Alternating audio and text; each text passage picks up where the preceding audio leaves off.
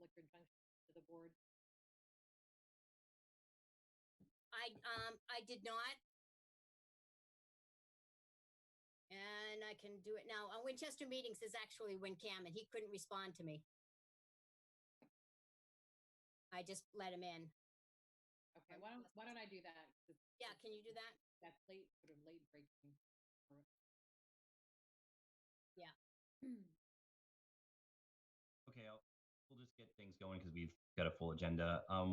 Patty, were you able to let Aria in as well? Yeah, I'm doing it right now. And is is Loria? She's here. Okay. All right, we'll get going. I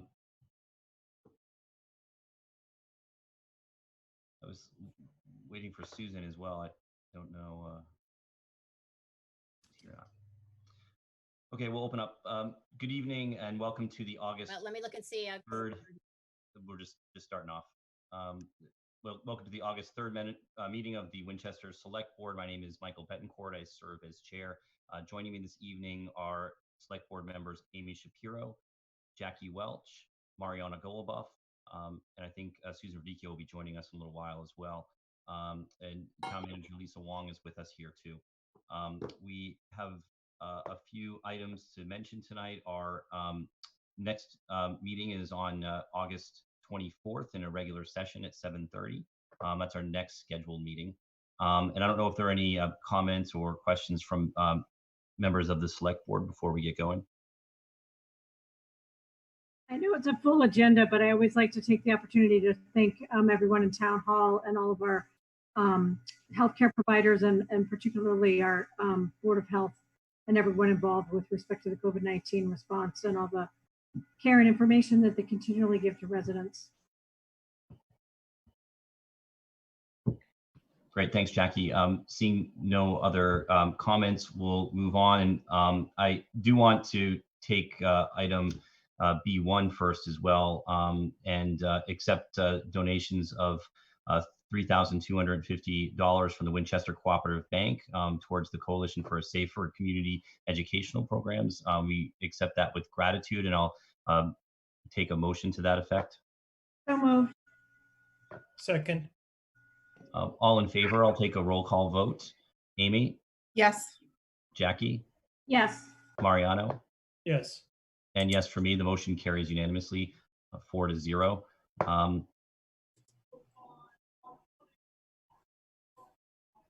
The next item I'll take is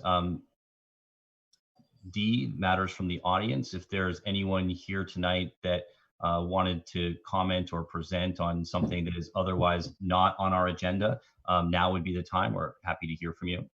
Please just let me know. I'm not. Does that include me, Mr. Betancourt? No, Aria, you are actually officially on the agenda. So All right. we're going to jump right into you in a minute. So thank thank you. you.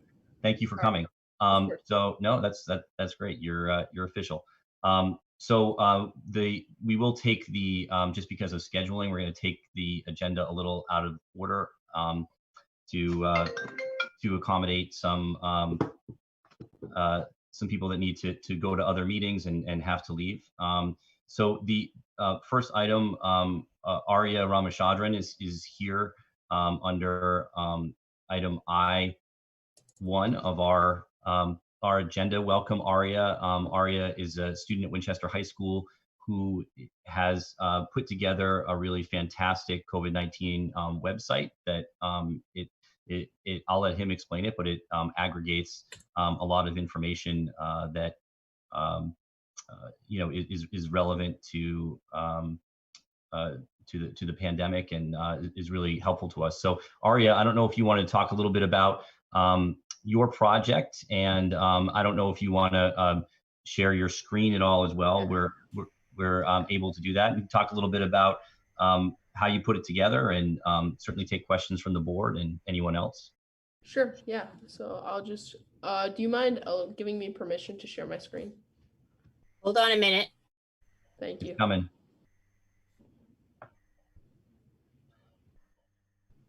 It's such Okay, a you should be able to do it now. cool project that you put together, Arya, and so we appreciate it. And you're going to be a sophomore at the high school? Yes, that is correct. So next year I will be a sophomore at the Winchester High School. And so this summer, so during this pandemic, I just put together a quick project, which I'll present, and I'll just give you a brief tour of my website. So welcome to COVID-19 Fight Fear with Fact. And this is just a website that I put together, and I'd like to begin by just saying thank you, because I really appreciate you guys taking the time out of your day to hear my project, and it means a lot to me.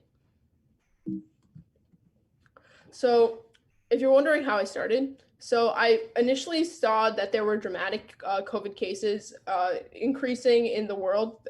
And I also saw about how many news sources were reporting about COVID-19. But the problem with that was that each news source had a different story to tell.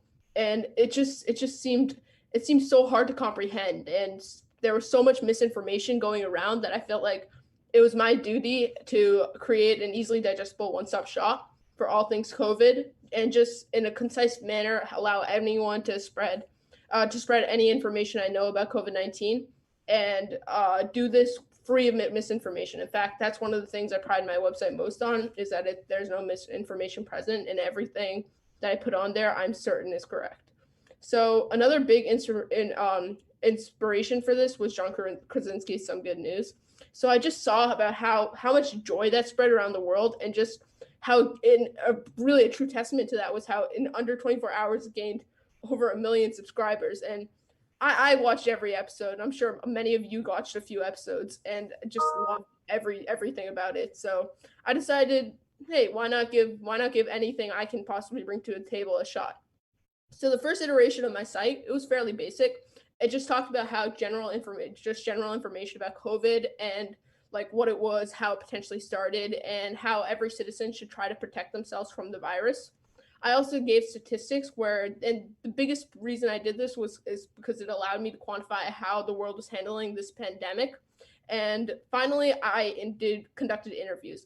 Now, I spoke with doctors on the front lines, so this just let me get a quick look and a quick glimpse into how the doctors were handling the situation and what they had to go through in order to deal with this virus. And I also interviewed policymakers, which included Mr. Betancourt, and I just want to know logistically how this pandemic has been challenging. Now, I then began expanding the sites. So I introduced a narratives page where I contacted my friends and families, and we shared short stories about how COVID-19 was impacting them in their hometown. And then I introduced a statistics page. Now, this was a huge milestone for me, because I was able to create my own graphs, which were updated weekly. And I was able to just show, because prior to this, I was using graphs from New York Times, Washington Post, and other news outlets like that. And I was able to show the statistics that I felt were most important. And then I began talking about the current treatments, which I did include in the initial startup of my site. But as I'm sure you know, with the new introductions of potential vaccines in the past few weeks, it grew exponentially over the past few weeks. And of course, new pages were added as I saw fit. So the way we grew was initially by me sharing my site with my friends and families. And then I eventually began asking the interviewees to share the site with their friends and families. And one of the biggest milestones that I hit was when I gained 2,000 plus unique visitors on my website. And I was just so ecstatic when I heard that news. And then I began creating a Facebook page, which, I mean, I'm sure all of you guys are familiar with Facebook, and how it just allowed me to share updates that I made to my site in a timely manner so that people can see them very quickly. In fact, the second I release them. Currently, my Facebook page has about 171 page followers and 170 page likes. I was also featured on the monthly Surveys Learning, and a piece that I wrote on masks, an opinion piece, might potentially be featured on the Winchester Star as well. So in terms of recent additions I made to the site, I just released how we stood with the Black Lives Matter community, and I released a solidarity statement. In fact, I even created a whole page about how COVID-19 is affecting this and how Black lives have been discriminated against for years and how we really need to make a difference. And then I also began my opinion page. This was fairly recent, and it includes the mass opinion piece that I was talking about earlier, essentially on this page, I just release my opinions on fairly controversial things and why I believe this. And I also have been covering the resurgence of COVID-19 cases. And I'm sure, as all of you know, if you've seen the news recently, places like California, Texas, Florida, and Arizona have drastically increased in terms of COVID cases. And I also talked about how wave 2 is going to be coming, how we should be prepared. It's probably going to be coming soon, and it's really inevitable. Here, I just wanted to talk about my friends. So essentially, this is a school in Chennai, India, which is where my family grew up and where my grandparents are located. And it's something called Sirigu Montessori School. So it's an institution I've known since my childhood, and my sister and I have been supporting them for over 10 years. In fact, my entire family has been supporting them for over 10 years. And with the financial hardship that has come with COVID-19, we have just been trying to raise any money we possibly could for this institution so that we can keep it funded. And essentially what this institution does is it takes people who are initially in the streets of Chennai, and most of them were panhandlers, in fact, and it brings them and it gives them an education in hopes of a brighter future. And I've also been helping by teaching the elementary school students there some just competition math, and I've been teaching some pre-calculus to the older students there as well. And I just want to keep them motivated so that they don't go back to the streets, because as long as we can get them through these trying times, I already know that their futures are bright. Now, I'm sure it's the moment you've all been waiting for. I'm just kidding, but the tour of my site. So as you can see here, this is just my landing page. We wanted to highlight how we stood with the Black Lives Matter community, and this is where we put our solidarity statement. Here is really where the website started, and this is just what COVID is, the medical implications, where we interviewed the medical professionals, preventive measures, current treatments, which has been expanded, like I mentioned earlier, drastically in the last few weeks. And of course, the positivity page, which in my opinion is my favorite page, because these are really difficult times and I want to bring happiness, similar to John Krasinski, to whatever family or person I can. Now, we slowly began to expand here where we discussed case studies, which is how each country is handling this pandemic. And I've already told you about the narratives and statistics. I actually kind of want to show you the narratives page, which I created. So essentially, this is the narratives page where it's just a map, and each of these markings is where somebody has shared their story from that location. So for example, here in Brazil, we can come here, and this is my friend Pedro, who has just shared his story about and how his town is dealing with COVID-19. If you click on this, it just brings you to a video. Now, I've also discussed the impact on how COVID is impacting different industries. And here in the policy section is where we put our interviews with the policymakers, including Mr. Michael Betancourt. So I was curious if you guys had any other questions or any parts of the sites that you'd specifically like to see and maybe would like for me to talk in detail about.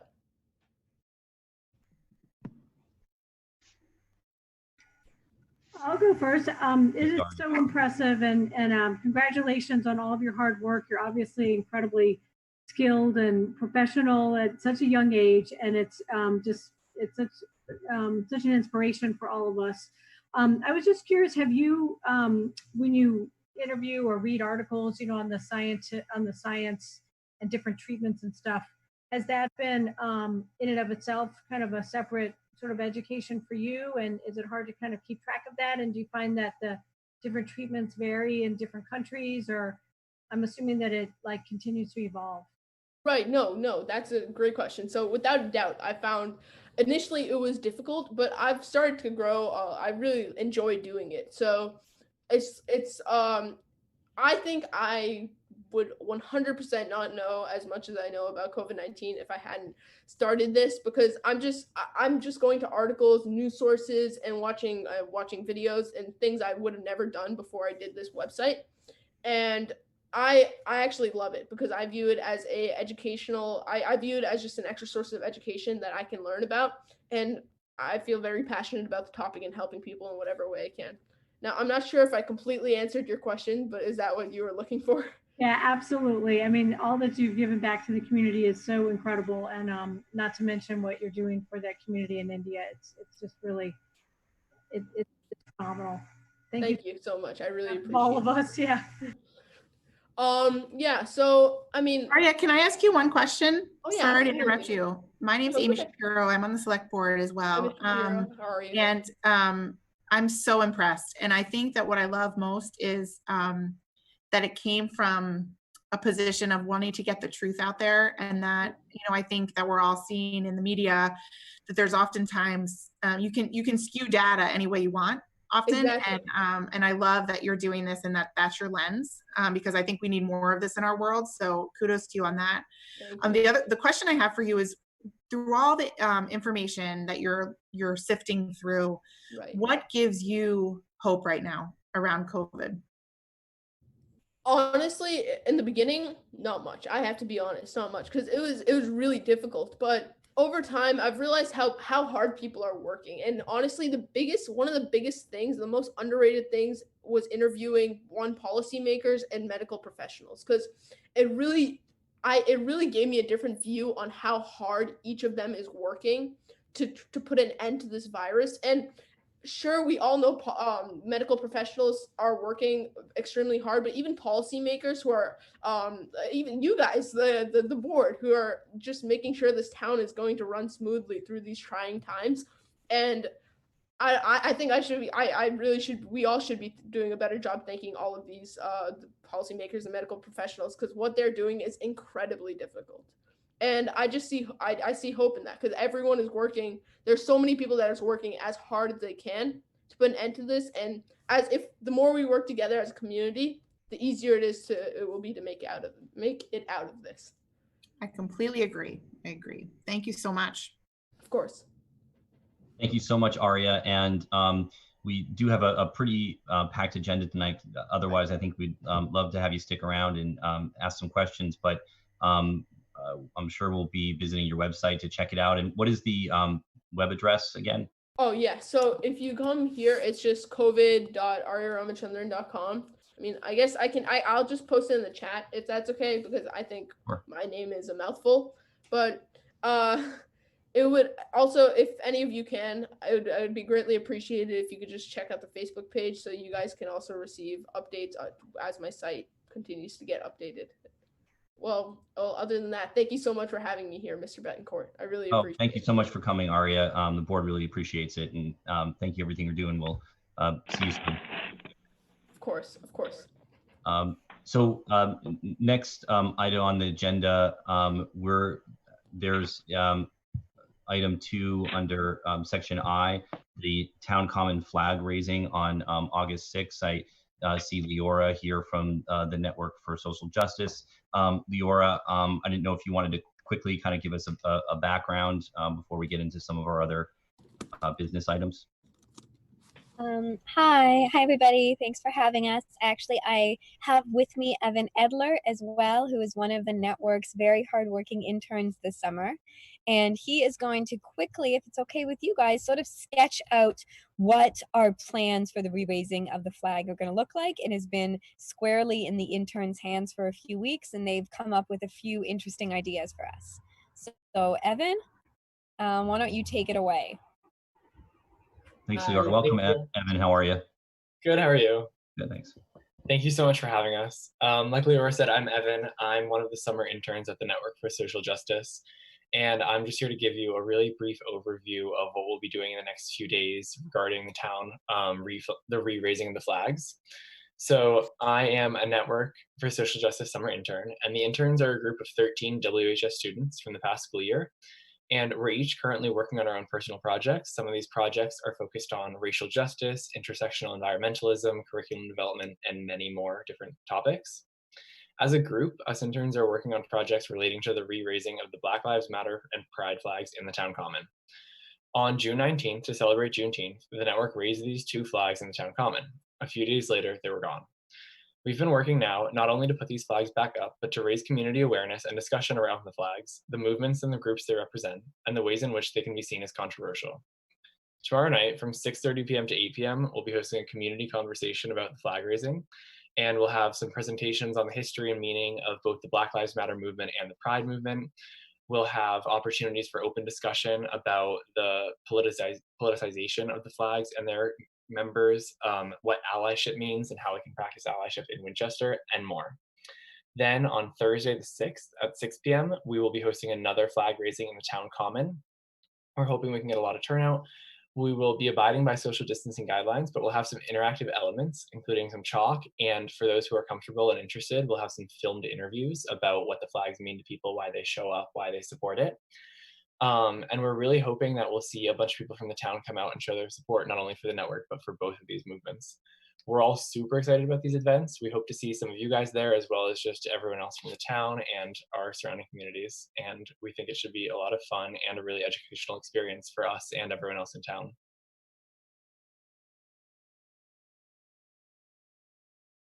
Thank you so much, Evan. And Leora, could you just run by those dates one more time? Yeah, so the event, which is going to be the community conversation around the flag raising, is going to take place tomorrow. Actually, there's a Zoom link for it. It's starting at 6:30 and it'll run till 8. I'm happy to put the Zoom link in the chat just before I step off. And then on Thursday at 6 p.m., actually, Evan, if you can, could you put the Zoom link in the chat for everybody? Yep. And then on Thursday at 6 p.m., we're actually going to have a re-raising of the flags in the town common. Mike, I sent you both posters for this. Okay. And I also was wondering maybe if you guys wanted to take a look at those and disseminate them around, that could also be great. Sure. Happy to. Any questions for Leora or Evan? Thank you, Evan, for all your hard work on behalf of the effort in the town. You were very articulate and it was very informative what you had to say. Thank you. Thank you. Just one quick logistics question. Leora, do you all for tomorrow night have all the security in place for the Zoom? So I created a waiting room, and we also did an Eventbrite, which also lets us weed out because we can see who registers ahead of time. It's Great. Not going to be perfect. I'm also a little bit worried about it, but I think that was there was 2 things I could do. Yeah, that's great. And I've just linked the Eventbrite in the chat. Awesome, thank you. Well, we'll hope to see you tomorrow night and Thursday, and we will circulate the materials as well to get the word out. So thank you again. Really appreciate it. Thank you, guys. Thank you for having us. Next item on our agenda, we're going to move up to the business items. I see that our treasurer, Sheila Tracy's here. We need to approve a MWRA loan. So Sheila, if you're ready for that, I won't keep you around for the whole meeting when we just have a quick vote. Sure. Can you hear me? Yes. Okay. So what you have before you tonight is two borrowings from the MWRA. One is a $600,000 water bond, and the second is a sewer bond in the amount of $217,500. They're both 10-year borrowings, interest-free, paid back in equal installments over the 10-year term. So it does require reading the vote into the record, and I think is Susan there? I don't see Susan on there. Oh, Susan. I think Susan, you do have the vote. I do. I finally made it into the Zoom. So yeah, I do have the vote in front of me if you want me to go ahead and do that. But yeah, I don't know if people have any questions. Yeah, and if there are any questions before she does that. One thing that we do have to do is get signatures tomorrow, if possible. If people could get to town hall, let me know. I'll be there just before 10 and into the afternoon. Susan, I do need to have you sign because you have to sign the clerk's vote also. Right. But if others could get there and we can sign them because I have to be back to bond council by Thursday. If you can't get there tomorrow, let me know and we'll make some kind of an arrangement to get it to you. And Susan, on the vote, the sections where it has the list of the repayments, you don't have to read that portion with the numbers, just the text. Right, okay. So I'll just go ahead and do that. So I, the clerk of the select board of the town of Winchester, Massachusetts, certify that at a meeting of the board held August 3rd, 2020, of which meeting all members of the board were duly notified and at which a quorum was present, the following votes were unanimously passed, all of which appear upon the official record of the board in my custody. Voted that the sale of the $600,000 water bond of the town dated August 10th, 2020 to Massachusetts Water Resources Authority, the authority, is hereby approved and the town treasurer or other appropriate town official is authorized to execute on behalf of the town a loan agreement and a financial assistance agreement with the authority with respect to the bond. The bond shall be payable without interest on August 15th of the years and in the principal amounts as follows, and set forth in the table below. And then voted that the sale of the $217,500 sewer bond of the town dated August 10th, 2020 to Massachusetts Water Resources Authority, the authority, is hereby approved and the town treasurer or other appropriate town official is authorized to execute on behalf of the town a loan agreement and a financial assistance agreement with the authority with respect to the bond. The bond shall be payable without interest on August 15th of the years and in the principal amounts as follows, set forth in the table below. Further voted that each member of the select board, the town clerk, and the town treasurer be and hereby are authorized to take any and all such actions and execute and deliver such certificates, receipts, or other documents as may be determined by them or any of them to be necessary or convenient to carry into effect the provisions of the foregoing vote. I further certify that the votes were taken at a meeting open to the public, that no vote was taken by secret ballot, that a notice stating the place or method of accessing, date, time, and agenda for the meeting, which agenda included the adoption of the above votes, was filed with the town clerk and a copy thereof posted in a manner conspicuously visible to the public at all hours in or on the municipal building at which the office of the town clerk is located, or, if applicable, in accordance with an alternative method of notice prescribed or approved by the Attorney General as set forth in 940 CMR 29.032B, at least 48 hours, not including Saturdays, Sundays, and legal holidays, prior to the time of the meeting, and remain so posted at the time of the meeting, and that no deliberations or decision in connection with the sale of the bonds were taken in executive session, all in accordance with General Law, Chapter 30A, Sections 18 through 25, as amended, and in accordance with the Governor's emergency order dated March 12, 2020, authorizing remote meetings during the COVID-19 related state of emergency, if applicable. Okay, thanks. Second. I'm sorry. So we're going to vote on that, yes, Sheila? Yes. Okay. Thank you, Susan. Sorry to hit you with a bond authorization right when you walk in the door. But thank you. So it has been, the motion has been seconded by Jackie, and I'll take a roll call vote. All in favor, Jackie, Yes. Mariano, Yes. Amy, Yes. Susan, Yes. and yes, for me, the motion carries unanimously 5-0. Thank you. Sheila, do you need anything else from us? Oh, except that I did send an email earlier today to all the members to let them know, to just let me know if you're able to come tomorrow to sign the treasurer's office. If not, we'll make arrangements to get it to you to sign. We need a minimum of 3 signatures on the borrowing. So I know, Amy, you're not accessible I'm in right town now. actually. No, I'm Oh, actually in town okay. today. So, and tomorrow. Oh, So I'll okay. come by in the morning. Sure. Okay, great. All right. Anytime stop from by 10 as well. o'clock on. I appreciate it. So I'll Sure. see you tomorrow. Thank you very Thanks, Sheila. much. Thanks, Thanks. Sheila. Thanks, Sheila. Bye. Next item on the agenda, just a brief business item is item number 1. Our town clerk is here to talk a little bit about new election legislation. Mary Ellen, are you there? I thought I saw you at one point. Yes. Hi. Okay. How's everybody? Hey, Mary Ellen. Well, I know you have a full agenda, so I won't belabor it because there's lots to the change in the election law. But essentially what I have on the business items for you tonight is to take a vote to designate the early voting locations for the 7 days of early voting, which begins Saturday, August 22nd through Friday, August 28th. They will be held at the town hall, the normal office hours, pre-COVID office hours, including 8 a.m. to 12 p.m. on Saturday and Sunday, August 22nd and 23rd. So there's a vote that I gave to Patty, pretty simple motion for you to just designate the town hall as the early voting location. I additionally have the warrant before you tonight so that you can sign that and we can get that off to the printer.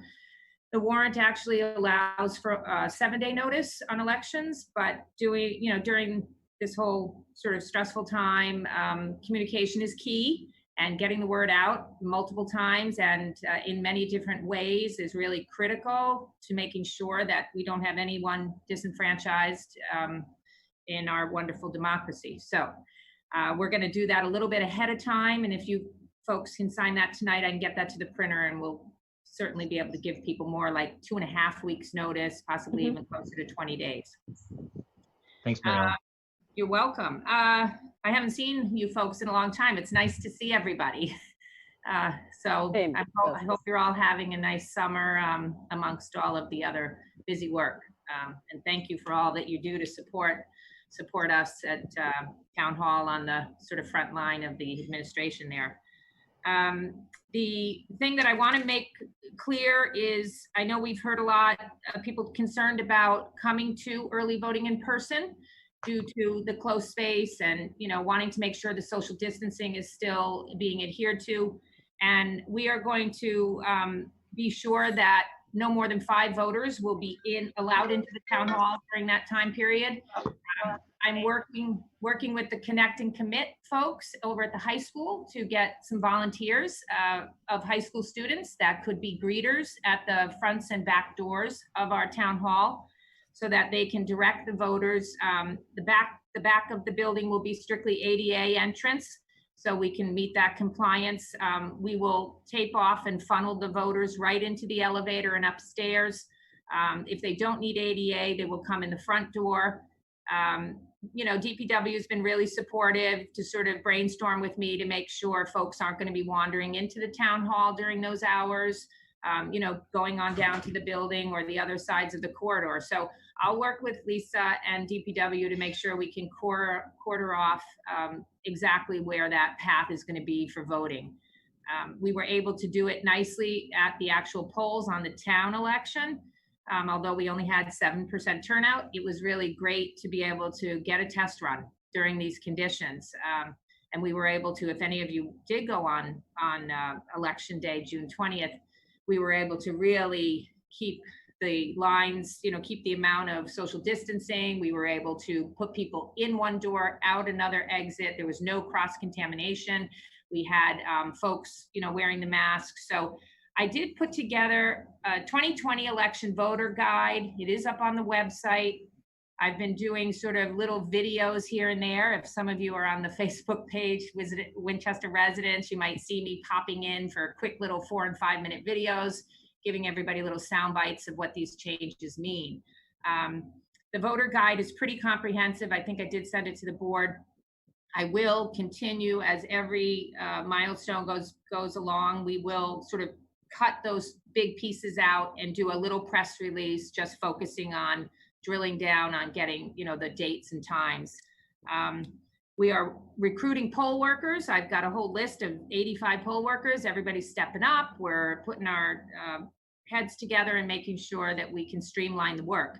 At this point, I've had over 3,000 vote by mail applications, and we're working tirelessly to figure out how do we get them out and turn them around. So that's sort of what I wanted to tell you folks. And of course, there's lots more to tell you about November, but we can talk about that, for many, many other times. So does anybody have any questions or comments? No, thank you. Before we take a vote, one of the reasons that I wanted to have you in, Mary Ellen, as well, is just to say thank you on behalf of the board and the town. We had really a lot of work going on with town meeting and with going to the election. I know that really the work that you do in your department is the gold standard for the town, and it's such a pleasure and it's such a privilege for us to be able to work with you and to have you supporting us. There's a lot of curveballs, and we'd like to keep you on your toes. So we'll see what we throw at you next election cycle. But it really was amazing what you and your staff pulled together, and the teamwork that you displayed. So thank you from me, and certainly the other members of the board can weigh in. I had the pleasure of being at WinCam during the town meeting, the pressure cooker there. And it was a little bit insane. So we appreciate that everything worked so smoothly, and we all survived, and it was due to your diligence and hard work. So thank you. Well, thank you very much. I just wanted to quickly echo what our chair said. Thank you so much, Ms. Lannon. We're so incredibly privileged to work with you. And it was interesting because you really took it to a whole nother level and so quickly, using all of the technology, not only to enable people to participate in town meeting, but also to vote, which is really in and of itself was an enormous project from what I understand through our communications with you. It also was so telling to compare what other towns were able to quickly pull together, all of which were laudatory as well. But you seem to, as our chair said, have the gold standard, including really not shying away from the technology that was available, but taking it on and embracing it and making sure it could happen on incredibly quick time span. So thank you so much. It was truly amazing. Thank you. Wow, that's lovely. Yeah. Ms. Lannon, I have to say, I'm a firm believer that democracy starts at local government. And we have been challenged to be able to continue the work of local government, both in local elections, town meeting, select board, and you and your staff have not had much time. And not only that, but you haven't been able to be in the office all at the same time to do all these things. And the fact that we've been able to continue our local elections, that we've been able to continue town meeting, I mean, we didn't know a few months ago if we would be able to even appropriate a budget for the current fiscal year that we're in. And the work that you and your office have done to make sure that our democracy and our local government continues needs to be repeated. And I know that I'm repeating what the previous two speakers said, but I think it needs to be repeated because it keeps the whole town moving forward, and we really appreciate it. So thank you. Thank you. You're welcome. Yeah. Well, let's see. So thank you. I'm a little taken aback there. I appreciate that. Thank you. And I will say that, this is my life's work. I think you all know me who have, I've been in this community for 14 years. I've been in the profession for 27, and my number one goal is to make sure that no one is disenfranchised. And, Winchester has had the privilege to be an affluent community where I can have the funds to reach out. I can have the funds to do multiple mailings. I can pay overtime to continue to reach out and get the word out. And I just say thank you. And I also say for any of the folks who might be in politics on the state level that are on the call tonight, keep on carrying on for the rest of those communities across the Commonwealth who are not as fortunate as us, who will have limited access to voting. So I thank you for that, and I won't keep you anymore. And if you just do your warrant signing, I'll get that thing moving and we'll go on to the next step. Thank you. Okay, so I have the motion that you supplied. Thank you very much. On the early voting, I was going to do that first, if that's okay. Sure. So moved and seconded to designate the Winchester Town Hall, Winchester Room, first floor as the official location for in-person early voting for those voters wishing to cast their ballot early for the state primary election of September 1st, 2020. Second. Take a roll call vote. All in favor, Jackie, Yes. Amy, Yes. Mariano, Yes. Susan, Yes. and yes for me. The motion carries unanimously 5-0. Thank you very much, Mary Ellen. Hope to see you soon. On the warrant, do I have to just make a motion to approve the warrant as presented, or do I have to read the whole thing? No, you just have, as presented is fine. And you folks can e-sign that if you need to. We do have ample time to get those signatures. Okay, so I move that we approve the election warrant for the 2020 state primary as presented. Second. All in favor, I'll take a roll call vote. Jackie, Yes. Amy, Yes. Mariano, Yes. Susan, Yes. and yes for me. The motion carries unanimously 5-0. Thank you. Thank you, folks. Have a good night. Thank you. Next item on our agenda is number 2, the Clearway contract that we have to approve. I don't know if Lisa or I think Jessica is here somewhere as well. Yep. Jessica, do you mind jumping right in? Yep, happy to take it. Hi, everybody. Jessica Wall from Anderson and Krieger at Town Council's office. Can everybody hear me okay? Yes. I can hear you. Okay, good. So I am here, as you said, to talk this evening about the Clearway contract. We are hopefully completed with negotiations for all of the outstanding issues on the particular contract.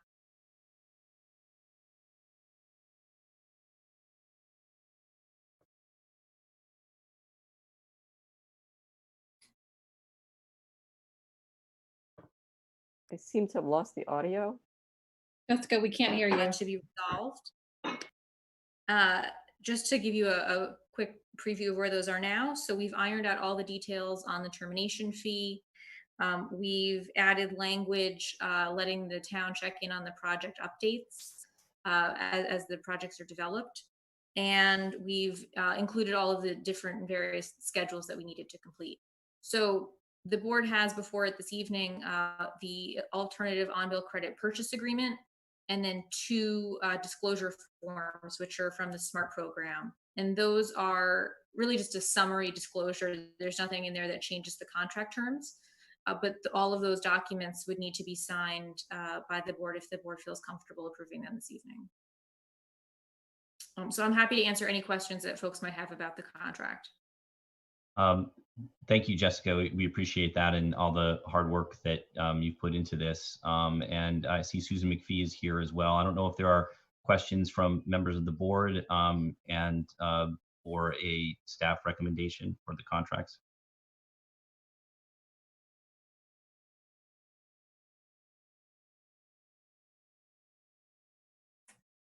Yeah, I don't have any questions, so.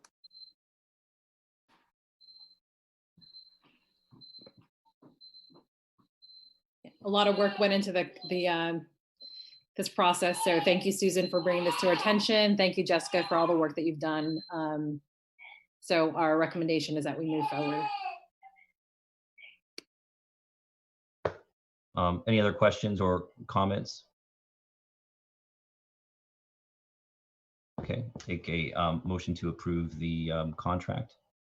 So I move that we approve the Clearway solar contract as presented. Second.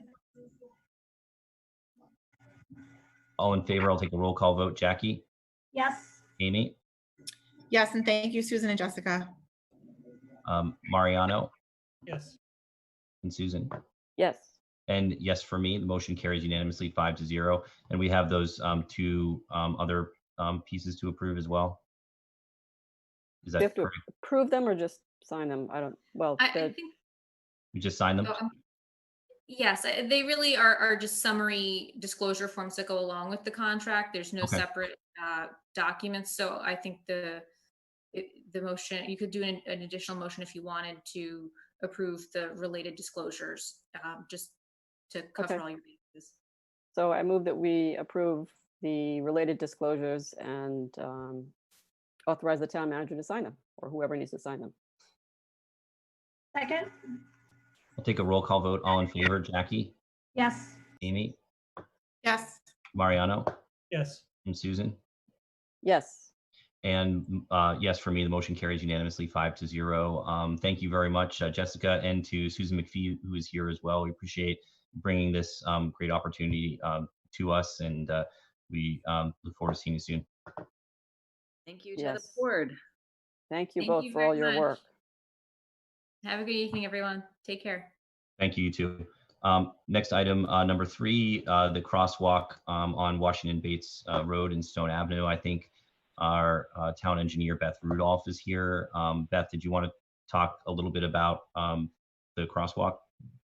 Sure. Good evening, everybody. Can you hear me okay? Yes. I can. Great. So I think there's a memo in your packet that you may recall. About a year ago, the select board voted to install a new sidewalk on the north side of Bates Road from Washington Street down to the Morocco School. DPW completed the construction of that sidewalk earlier this summer. And then within the past few weeks, we had a question that came up from TTAC about whether there was going to be a crosswalk installed between Stone Ave and Bates Road on the north side of Washington Street to make that connection. The original vote that the board took last year didn't include the installation of that crosswalk. Staff went back and discussed it amongst ourselves and with the police chief, and he felt comfortable that the crossing guard at that location would be able to handle the additional pedestrian traffic from adding that new crosswalk. So now there'll be a crosswalk across Stone, a crosswalk across Bates, and then 2 crosswalks across Washington Street. So if the board is comfortable moving forward with the installation of that crosswalk, I think it just makes sense to have you vote that this evening. And we can have DPW install that and install the associated handicap ramps. Great. Thank you, Beth. Any questions? Comments? I'm glad you put in the, Beth, you mentioned about the handicap ramp curb cut things. I wasn't clear whether that was going to be included or those were going to be included, and I'm glad that they are. So thank you for Yes. getting this teed up for us. Absolutely. Thank you. Any other questions or comments? Lisa, I didn't know if there was a staff recommendation.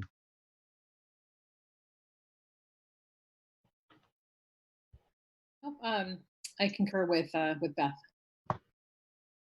Great. So we'll take a motion to. So I move that we approve the installation of a crosswalk with handicap curb cuts on Washington Street at Bates Road and Stone Avenue. Second. All in favor, I'll take a roll call vote. Jackie, Yes. Amy, Yes. Mariano, Yes. Susan, Yes. and yes for me. The motion carries unanimously, 5-0. Thank you very much for everybody who worked on that, and Beth especially. Beth, quick question: is there anything else on the agenda that you're here for? I was going to stick around for the Vale conversation, which I think is the next one. Okay.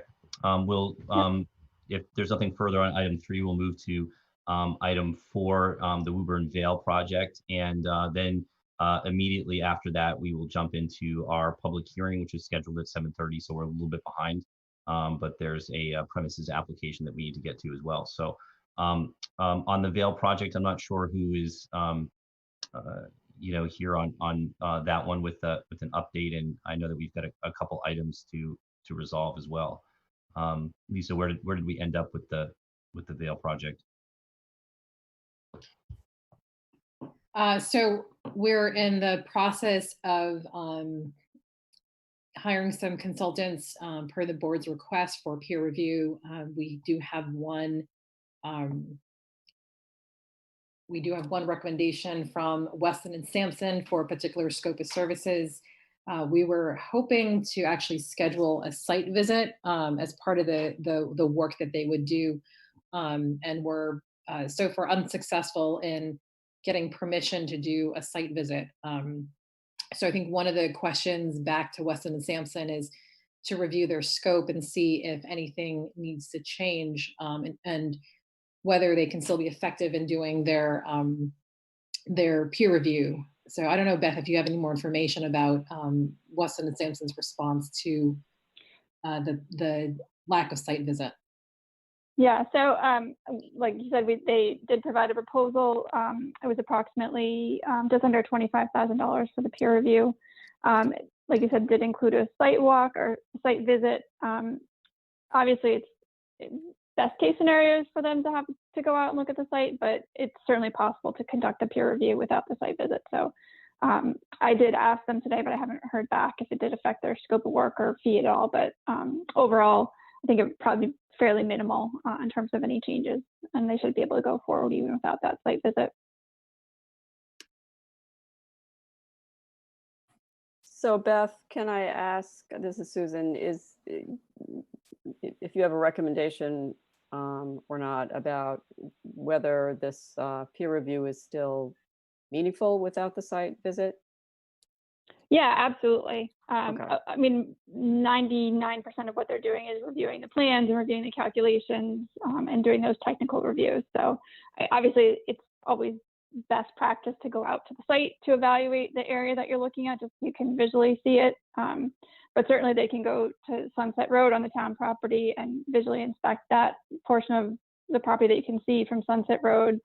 And they can, kind of do all that. Technology allows you to kind of see everything from the sky these days anyway. So again, obviously best case scenario is to go out and be actually able to walk the site, but it certainly is possible to do the peer review without that. Thank you. Okay. Yeah. So would they be going to Sunset, do you think, at least from that vantage point?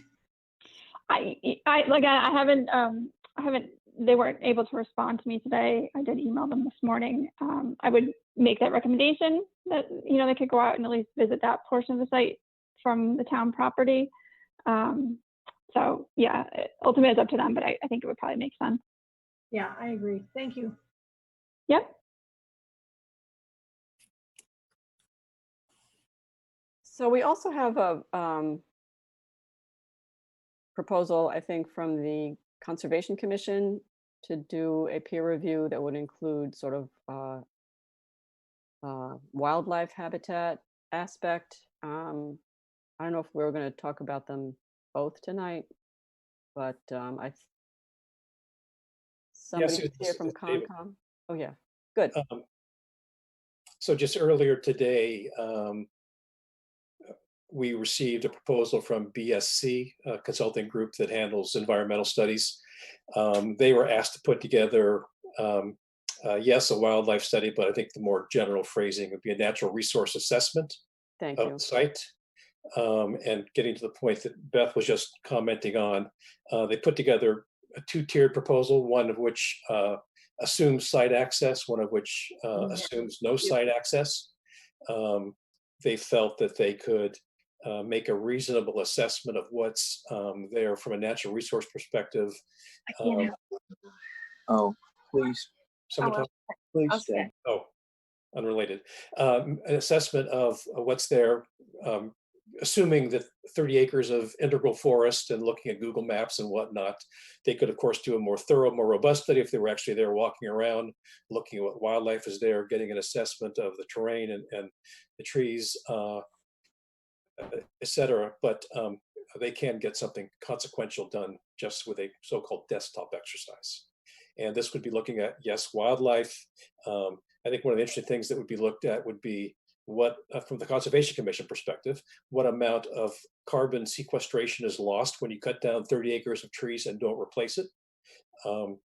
They would be looking at effects on wetlands, effect on adjoining forests and whatnot. So an assessment again of the effect on the environment, and they would also be coming up with at least some suggestions of how the developers could get something done like they want to get done, but be more responsible from a developmental perspective. And I sent both Mike and yourself copies of that proposal, and Mark Toogood as well. I can comment more if you want me to, but that's sort of the overview.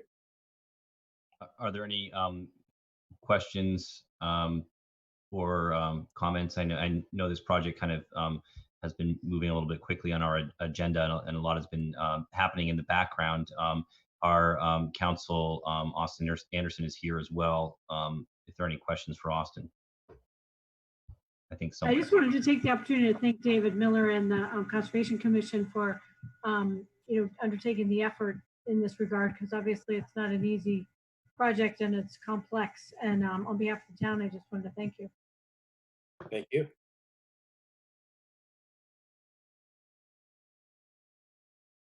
Okay. If there, I don't know, Austin, if you had any comments in particular. So there is one other issue I'd like to bring to the board's attention and ask for an opinion on. As you may recall, there's a issue about access roads to the project. They've proposed an emergency egress or access road over Forest Street. Our firm submitted a comment letter to the Woburn City Council raising some legal concerns about the developer's ability to use Forest Street and a property on Forest Street for emergency access. The Developers Council has also submitted a letter to Woburn. We've been given a chance to respond, but the Developers Council pointed out that the choice of Forest Street for emergency access was in response to the town's comments during an earlier environmental process, where the town preferred the developer did not use Sunset Road and instead used Forest Street. So there's an open legal question about whether Forest Street can be used for the emergency access. The project has frontage on Sunset Road, I believe, and it's a public way, so there's no legal basis to oppose that. Theoretically, the town could oppose emergency access over either route, but doing so might cost the town some credibility with the Woburn City Council, and the town might end up with its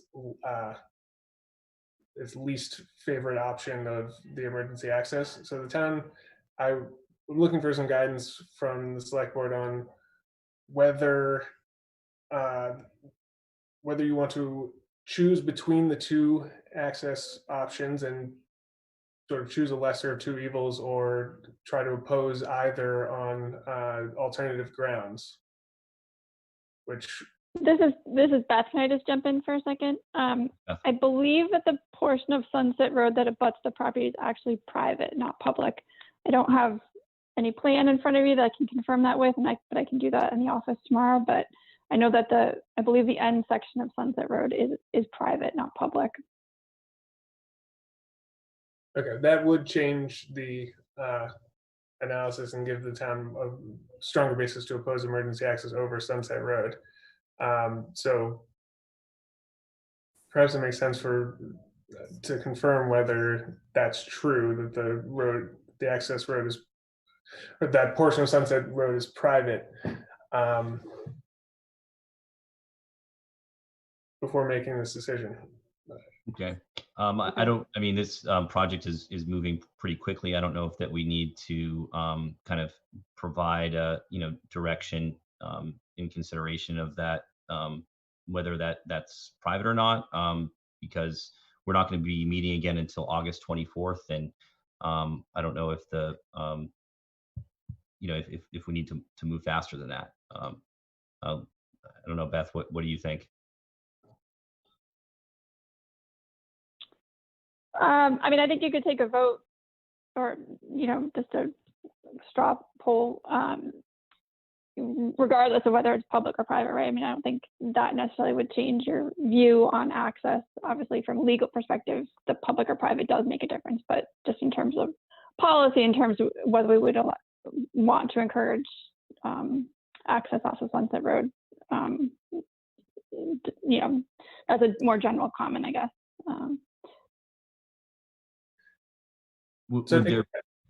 Go ahead. Sorry to interrupt. I think Beth is right. A question that the board can answer is whether you want to press the objection to access over Forest Street, bearing in mind that you might end up with access over Sunset Road instead if you press that objection. My impression was sort of going back to the environmental impact report or the environmental review, that the town really preferred, you know, the lesser of the two evils in the town's mind was over access over from Forest Street, kind of just based on the terrain and the fact that Sunset is a narrow residential cul-de-sac and Forest is a bigger street. And, you know, that was before we really looked at the legal situation in detail about whether it's strictly legal under our zoning to have the access road be over Forest. So I think, you know, based on what Beth has been saying all along, that, you know, Forest is slightly preferable to Sunset Road, if they, you know, will please make it clear that they are not seeking any kind of access off of Sunset. That would actually be our druthers, if they would, you know, make it clear that they are not seeking to use Sunset Road, if we, you know, are okay with Forest Street instead. I understand Ms. Verdicchio's comments. I'm just kind of curious if there's anyone else on the Zoom meeting here from the neighborhood.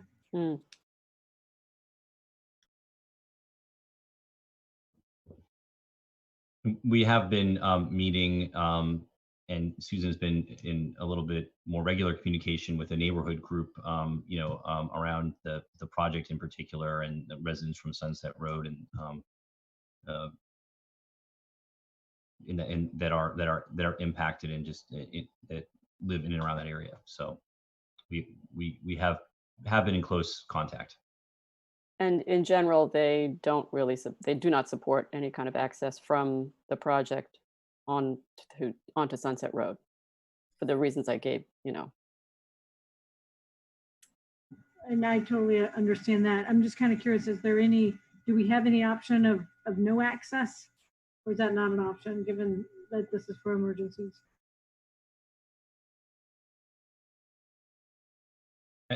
Austin, maybe you can weigh in on this. I didn't think that was an option for us. I mean, ultimately, it's up to the Woburn City Council. So we can try to convince them that legally access is not allowed over Forest Street and that they should not allow access over Sunset Road, either because the end of the road is private, like Beth said, or because it would you know, be detrimental to that neighborhood. But it's going to be in Woburn City Council's hands ultimately. And because of the size of the project, really, I mean, there are and really some of the topography in that area. I mean, there's limited options for access roads for, you know, emergency vehicles. Is that accurate, would you say, Austin? Yeah, I would think that's accurate. Beth might be able to. Or Beth, yeah. Know more details about that, but I think that's true. Sorry, you're talking about access off on Sunset for emergency vehicles. Is that the question? I guess I was just saying that we probably need to, you know, move towards consensus on one option, because saying we don't want any access at all is probably not a tenable option, right? I mean, there's the size of the project means that there needs to be emergency access to that area. Yeah, I mean, I certainly don't want to speak for public safety, but the residential uses, so the townhouses and then the senior living facility, are on the southern end of the site. So I think it makes sense, you know, to have two modes of access from emergency access perspective to be able to get to those facilities. But certainly if there's a legal reason why the 4th Street access isn't allowed, then that kind of changes the conversation. I totally appreciate the comments about wanting to avoid this on Sunset. I think those were well articulated reasons. I'm just kind of curious. I'm assuming one of the concerns is that while it may start as emergency access, may become just access. I mean, will there be sort of conditions in place to, I don't know, if it might be sort of like a metal bar or something that could be opened for emergency access only or something, or what would be in place so that this doesn't become just full on access? So the way that the developer is proposing it to Woburn is as a gated emergency access. Again, it would be up to the Woburn City Council to include that as an express condition of the special permit that no other access is allowed. They've also shown it in the plans, although it's obviously not subject to permitting in Woburn, but they've shown the possible development of houses on the Winchester side along that, what would be an access road that would be obviously subject to subdivision approval by the planning board. So there's definitely conversations about it being more than just the access road in particular. But that's part of why this is so odd and difficult to talk about, because there's nothing pending and they haven't even started any type of process to get that approved in the town of Winchester.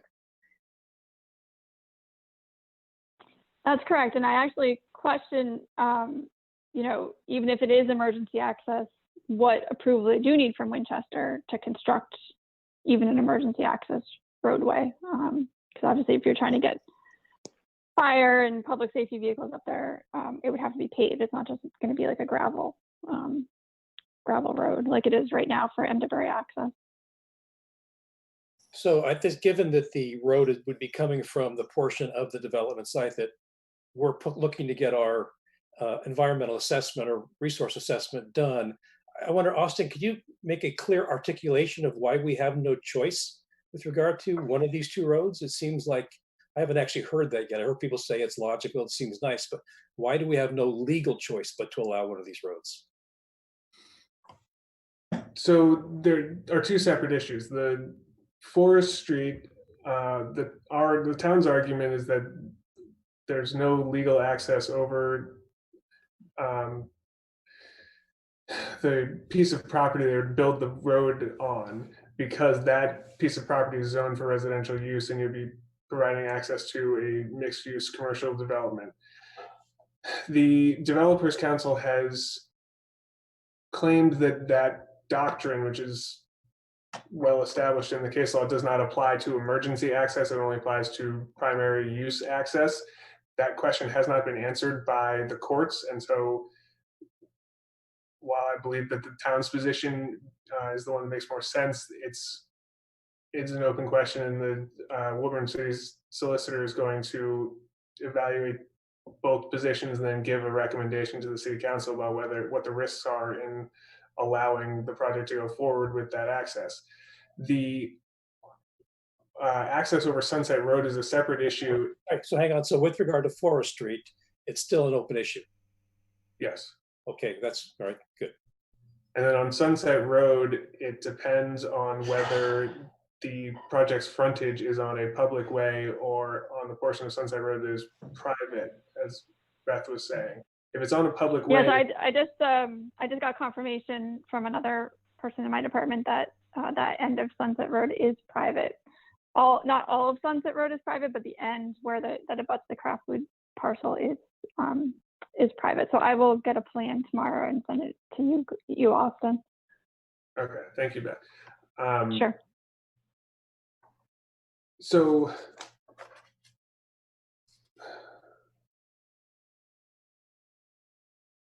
the fact that it's private might actually prevent the developer from using Sunset Road as an access point. I'm not entirely sure what the legal ramification is, but I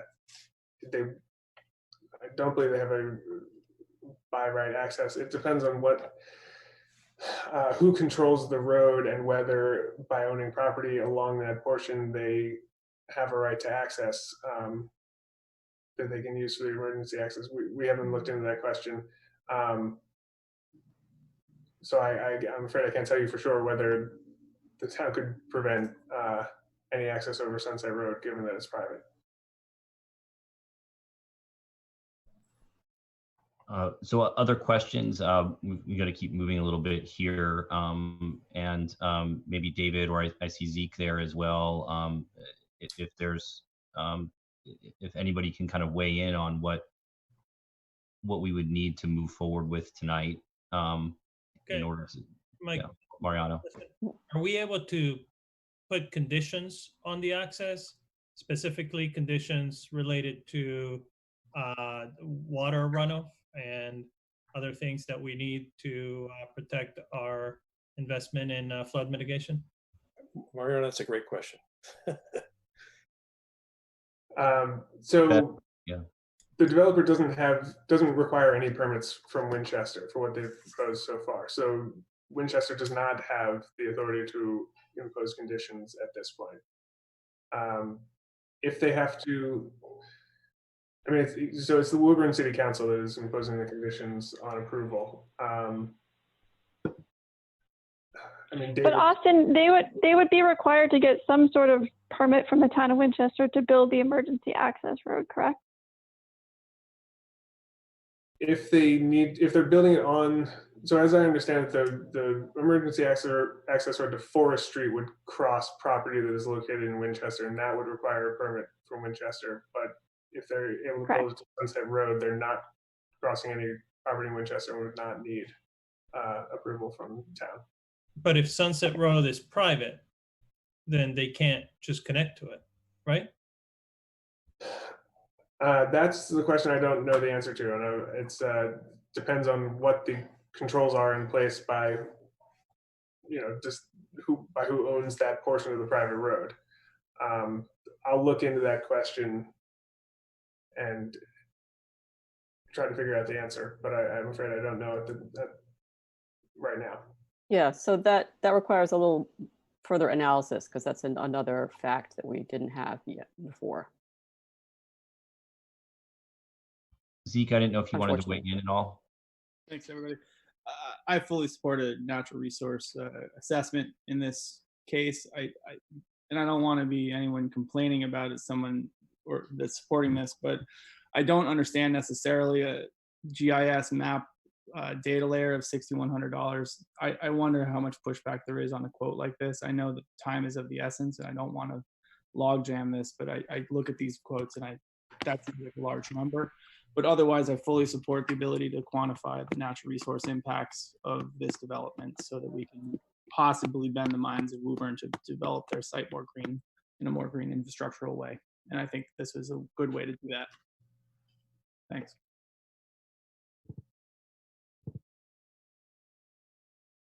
Beth, has anyone spoken to the city of Woburn on this issue? Because I'm with Zeke. I feel like I'd be concerned about putting the money forward if we don't know if it's going to make a difference in the end.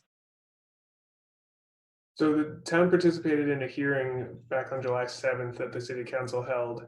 The Woburn City Council is hiring its own peer reviewers, and the special permits are going through a subcommittee, and there will be a further hearing before the city council, I believe the second week of September.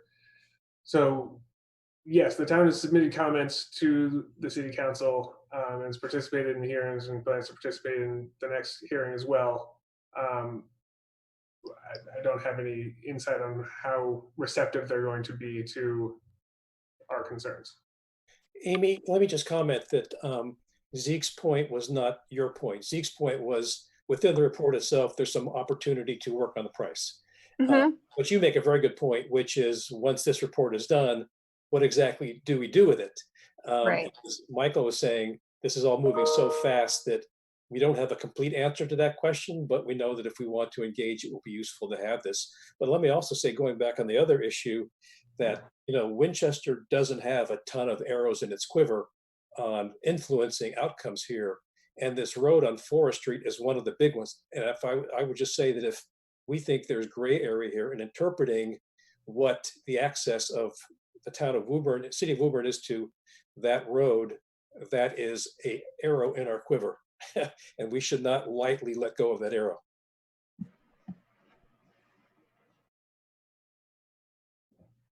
I believe there's also possibly some appeal on the wetlands order, the order of conditions, that you know, both of these peer reviews would help us articulate if we needed to, would help the town if we needed to go that route. Is that right? Susan, are you clarifying that there's a DEP review process or appeal process in the event of Woburn passing an order of conditions through the Wetland Protection Act?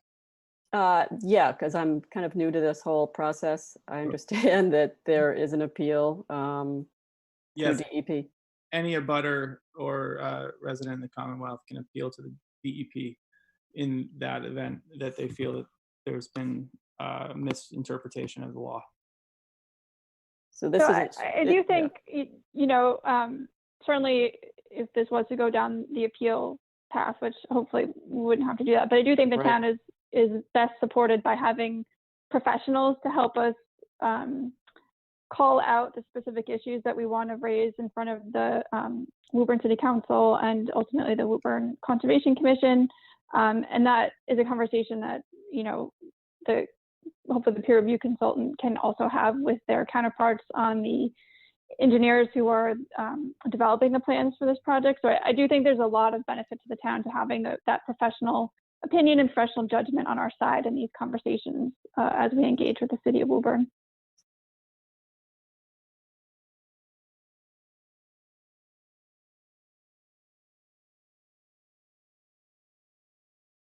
What's the issue tonight? Yeah. So we were just talking about, tonight we're really just talking about approving these two peer reviews or not, whether to go forward with them, because they are, you know, so they do cost a substantial sum of money to do. And to Beth's point, I mean, if we're going to have any leverage in the future, it's probably going to be based on some professional recommendations and analysis, right? Right. Is there anybody in the board that is opposed to those? I mean, certainly there's some cost considerations that we can drill into a little bit, but my concern is just we don't have leverage now. It doesn't seem like, and why would we get it in the future? And this is a lot of money to spend on something I just don't know. I understand the need for it in terms of, you know, looking after Winchester, and I certainly want to make sure that the neighbors are protected, but I just worry that putting out this type of money right now, and I know things are moving fast, so it's like we're kind of caught between a rock and a hard place, but I'm just concerned that we're going to put out all this money and it's really going to go for naught because it won't make a difference in terms of Woburn's view of our rights to have any comment. So I might be misconstruing what everyone's saying, but it just seems to me that we don't have a whole lot of leverage here. So I would be concerned about spending that money right now. I think Beth made I would just, sorry, I would just say that, you know, I do think obviously there's an appeal option if we can't engage in a constructive dialogue with the city of Woburn during the permitting process. Hopefully we are able to, and hopefully, you know, maybe we don't identify any kind of big red flags in the review of the stormwater and the flooding, but, you know, my concern is that, you know, the town has spent $25+ million on our flood mitigation program, and we don't want a project like this to come and erode any of the benefits that we've attained through doing that flood mitigation program. And I know $25,000 on a peer review, at least for the Weston Sampson piece, I'm not sure what the natural resources piece was. It seems like a lot of money, but I think it's a good insurance against kind of eroding the benefits that Winchester's seen from our flood mitigation program. Natural resources was about 18,000, perhaps less if we dig in a little bit with regard to what they're offering. But again, I think that there's a potential near-term use, Amy, but then there's ultimately a longer-term use if we get into the appeal process. And regardless, if we want to have a certain amount of objectivity in whatever it is we're offering up, then having professionals, as Beth put it, weigh in with some, you know, as near to facts as we can get, is, I think, going to be a useful approach. But I couldn't tell you that there's an automatic place we're going to go with these things. So your point has some validity. And there's real impact to the neighbors in that neighborhood as well. So I think, having the peer review also answers some questions for us about that impact. Yeah, I mean, we've been asking so many questions, right? There's so many unknowns that it seems to me like we need to spend some money to resolve those questions, right? So I'm in favor of this. Okay, is there any opposition at this point, or is it consensus of the board that we move forward with these peer review? Can I just ask one more question of Beth? I think, I would totally support it. Obviously, if Beth thinks it's the way to move forward to give us legs up in our conversations with Uber, and I'm supportive of that. Is there any opportunity, Beth, to, and I don't want to penny pinch here, but I'm just thinking, is there any way to, bring down, is everything in those quotes or proposals absolutely necessary? And maybe with the site review not happening, maybe that would decrease the cost a little bit. Again, I don't want to push pennies here, but just curious if you think that there's any opportunity there. But I agree with everyone. I will, you've convinced me, and I will definitely support it. But I just want to do everything we can to be responsible fiscally about, what we're putting out, just not knowing the outcome. Yeah, so I mean, I do think there's probably a little bit of cost savings with the site visit. There's also some time that they had in there for meetings and dialogue with the peer reviewers the proponents, engineers. So, it's hard to tell what those conversations will be like today, but certainly they could be reduced. But yeah, so I mean, I think maybe there's an opportunity for a little bit of cost savings for the Weston Sampson peer review, not substantial. Again, I can't speak to the natural resources peer review.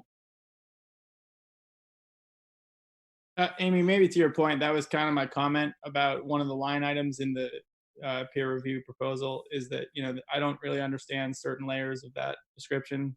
Beth, if you can comment to something you haven't really looked at, there's a GIS and map data layer line item that's about 1/3 to 1/4 of the cost. It's about $6,000 in making maps and pictures. Does that sound normal? That sounds like a lot. Is that something we can push back on?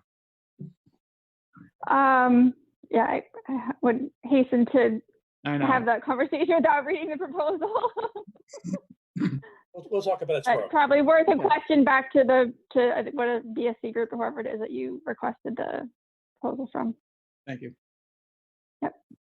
So I could make a motion if you want to do it that way, that we approve a peer review by Weston and Sampson of stormwater and flooding impacts, and peer review of natural resources assessment by VSC of these VALE projects. Second. All in favor, I'll take a roll call vote. Jackie? Yes. Mariano? Yes. Amy? Yes. Susan? Yes.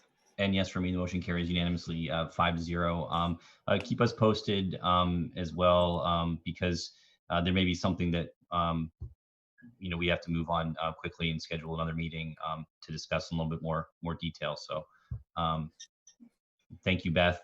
Thank you, Austin, as well. And thank you to Susan for staying close to this one for us, and certainly David and Zeke on the conservation. I like that picture that you have, David, behind you there. That's pretty cool. Yeah. Serengeti. Pretty cool. Thank you. So with that, thanks everybody. And thanks, Beth. Thank you, Beth. We'll move on to our next agenda item, which is under hearings, letter G, a public hearing for the alteration of premises application. So this is a hearing, so I will open the hearing and hear from I'm not sure if we, Mr. Tarby, are you here on this one, or? Yes, our yes, I proponent? have. Thank you for your patience, and thank you for the applicants for your patience. We've had a busy evening, and you guys chose to come on the wrong night. So thank you for waiting. Appreciate it. No problem. So I'm here on behalf of Kajal and Kevin, One LLC, doing business as the Liquor Junction. They're seeking approval to alter their premises at 632 Main Street. As you know, they've operated at 632 Main Street since July of 2017. The tenant that was adjacent to them relocated his offices to Church Street in Winchester, freeing up additional space. So the applicant's seeking approval to increase its retail space from 8,000 square feet to 9,000 square feet, as shown on the plan that was filed with the application. In addition, there'll be some additional storage space as well as space for wine tasting. In addition, like most businesses today, businesses are looking forward to the future in putting into place COVID-19 safeguards. And one of the things that this expansion allows them to do is to put in separate automatic entrance and exit doors at the front of the building. The applicant, as you know, operates package stores in Reading, Woburn, and in Somerville. Since they've opened in Winchester, they've had no violations. They've had a strong focus on customer service and have been very supportive of community activities. So with that, I'd like to turn it over to Katal Patel, who's the business development manager, and he'll take you through the PowerPoint presentation. Thank you, Mr. Tarby. Mr. Patel. Hi. I'm not sure you guys had a chance to look over the PowerPoint, but I'll briefly walk through the proposal and who we are. So Liquor Junction, as Mr. Tarby suggested, we have 4 locations, Winchester being our second biggest location, and where we are focusing more right now to improve our selection, improve the space that we are offering to the customers in terms of accessibility and how they can get in and get out. And also we are trying to streamline the process. We've been very successful in the neighborhood.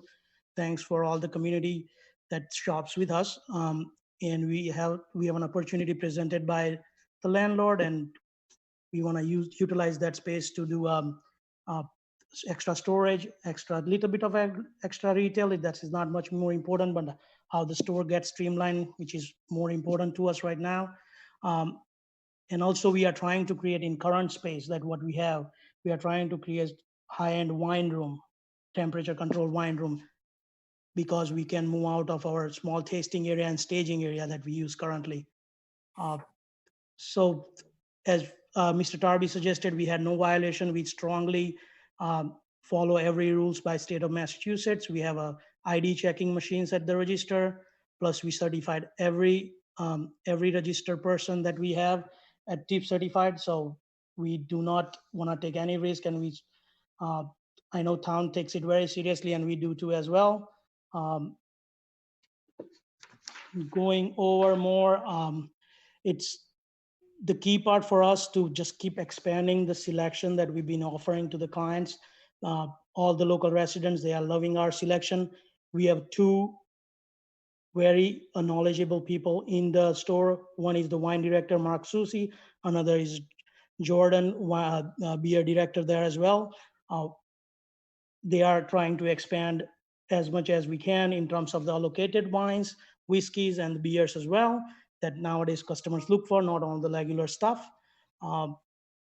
We just try to focus on the customer service. If you go on our Google us, try to see the Liquor Junction Winchester reviews. I actually look at it very closely because that's where I see where everybody's doing, how people are reacting to our store and selection. It's been phenomenal response so far. We just want to build on it. Certainly when local charities and nonprofit organizations, when we see some opportunities, we do get lots of requests, but we try to pick that where we see that we can make a little bit of difference and try to support all those charities. We are a very small business. We are not a big box store. it's owned by my family, and we are family-owned store. It's not we are not a. It sometimes name sounds like that, and people think they are big box. We are not. I just wanted to have that put out as well. Going next, we try to do so right now in COVID-19 we have not, but we've been successfully doing grand tastings in Winchester. We may have done at least 4 there, where we try to pour wines from $10 bottle to $300 bottle, so people can try it before they buy it. So we have strong focus on how people can sample out all different products, and it had been very successful until we had to stop due to COVID-19 restrictions. So it's the tastings we'll start continuing going forward. This is some of the templates that we used to do for the handouts. Some of the reviews that I recently took from the thing. You can, as I said, you can Google us and check it out right now if you want. But this is what makes us work hard in this crisis as well right now, where it's very difficult to work in retail, with facing a lot of people, a lot of angry people many times as well, anxious people, anxious customer. We try to keep calm, but all those reviews makes us going.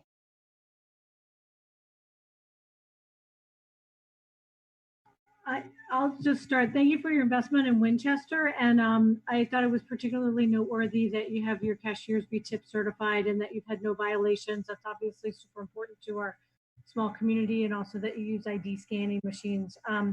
All of the public outreach is also noteworthy, and it just seems like you're an extremely well-run, well-organized corporation that focuses on community values, and I'm particularly impressed with the no liquor violations. Thank you. Thank you. Any other comments or questions from members of the board or members of the community? I can't see everyone that's present, but we can certainly take questions from the audience as well.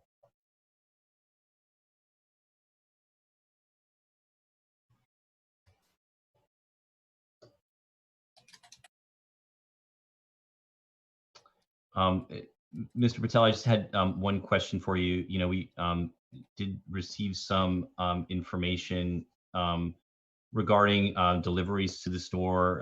You know, I know that we've talked about this in the past, and we talked about it in context of the original application in 2017, when you know, we have a local business that has a lot of other locations, and specifically on the liquor side, the state really has strict requirements of bulk purchasing, and I think the question came up last time. You know, are there bulk purchases that are being made at certain stores and being you know, distributed around? The pictures that we were sent over, and I can provide those to you, you know, just show a lot of owners moving product in and out of the store in vehicles, and I don't know, for the purposes of running a liquor store, where a situation is where that would happen, where you would need yourself to be moving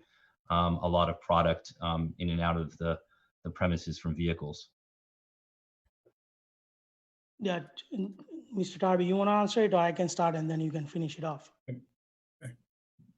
So the state of Massachusetts, so let's start off with this. The application, this particular, has no relativeness to that question particularly, because the cumulative buying, that's what Massachusetts says. We are not doing cumulative buying because all the stores owned by 2 people, same people.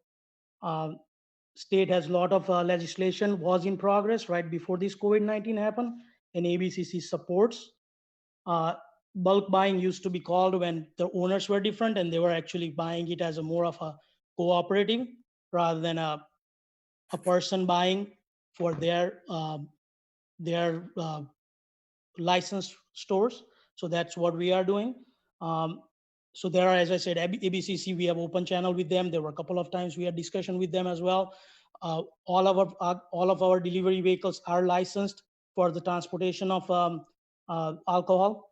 We use it for multiple things. We actually do get large orders to get products out as well, and to send to the customers as well, the corporate customers we used to have before. But as I said, so that is a bigger question that what Mr. Betancourt asked. It's more of a state had an issue where there was a cumulative buying more of, which was done by the cooperative people where they were not even related and they were buying it together. That is by law illegal. But what we have right now in terms of the moving the product around and everything, when something runs out, it's all bought through the licensed distributor in state of Mass, which is the requirement. And as I said, this is more of a bigger question at the state level, and they are still trying to figure out. And this is not something that we just got into business 6 years ago. This question has been open for last, I would say, 4 decades. But that is really at the state level rather than at the town level per se. And let me just say why it's important to me. We have other business owners that we need to protect as well. And if you're able to purchase in bulk, you have a lot of price leverage for some of our businesses that might be hard to compete with. And we've seen a few businesses already go out and vacate. So we just want to make sure that everybody is on the on a level playing field. And maybe Mr. Tarby, you can weigh in on that if there's been some changes in the law since we last spoke.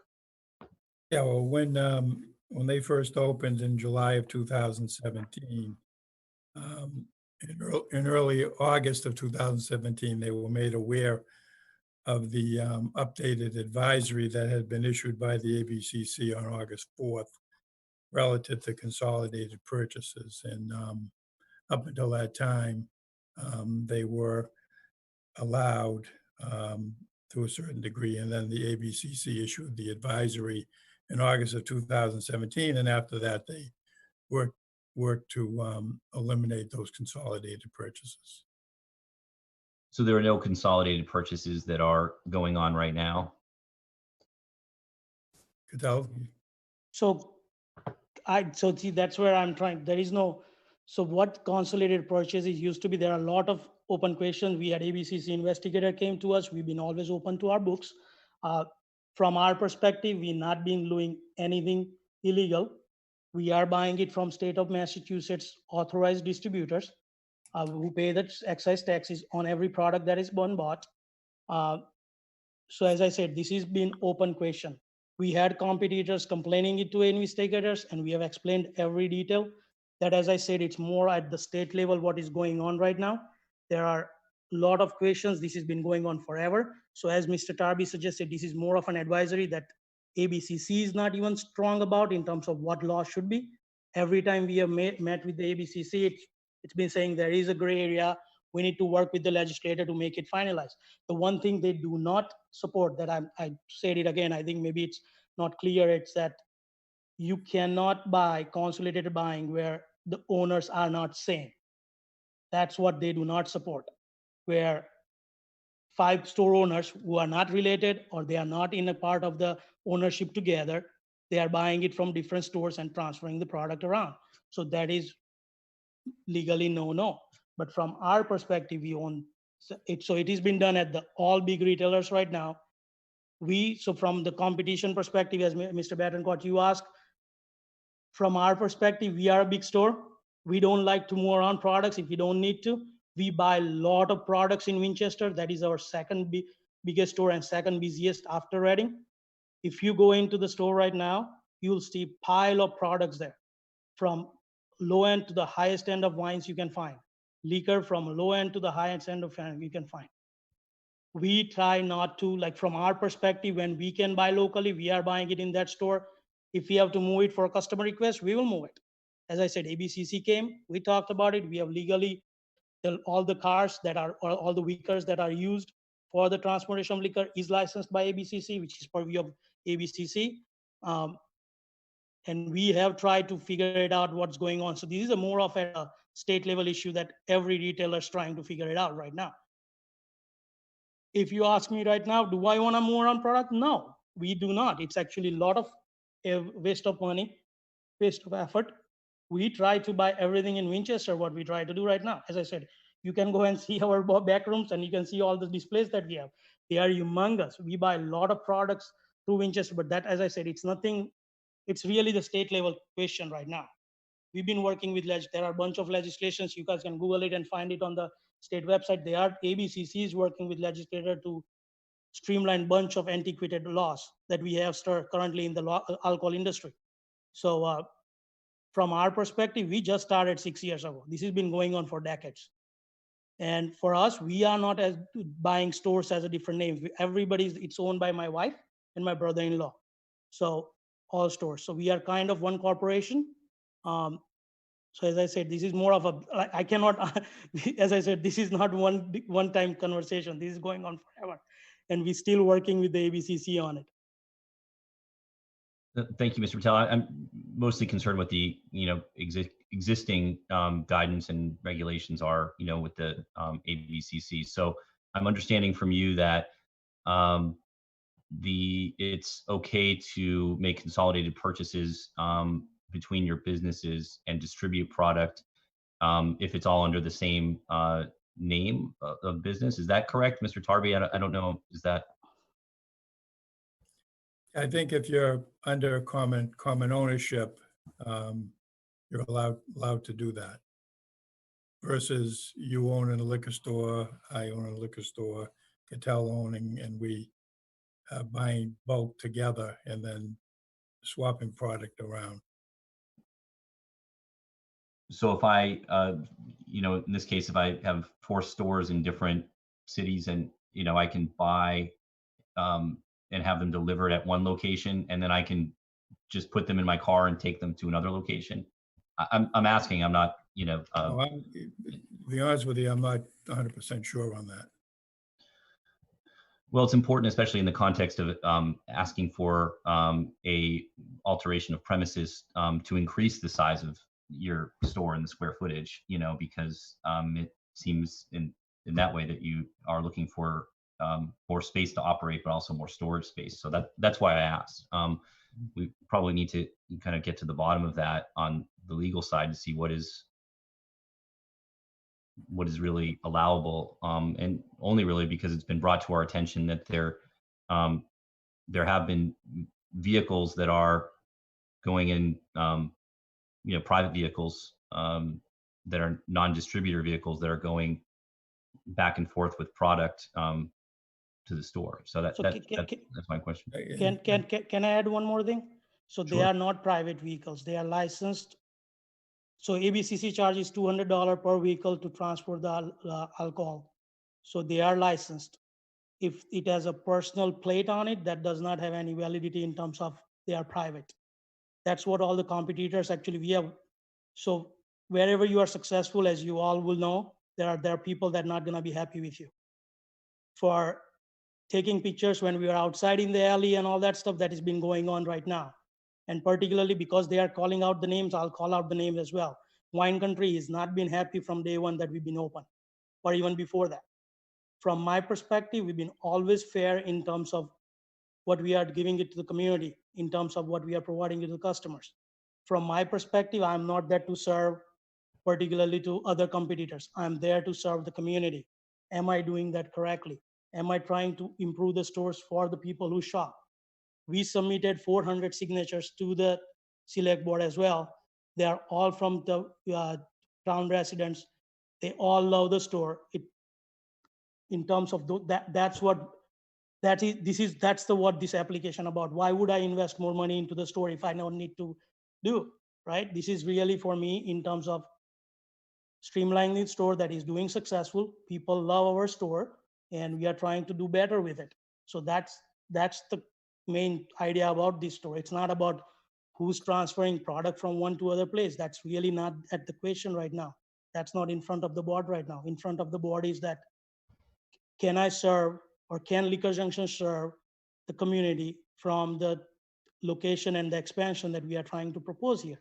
So that's my main question here. Like, I think that's what board should focus on, that we've been here for 3 years, having competition, sending emails. It's actually ABCC particularly states that there should be no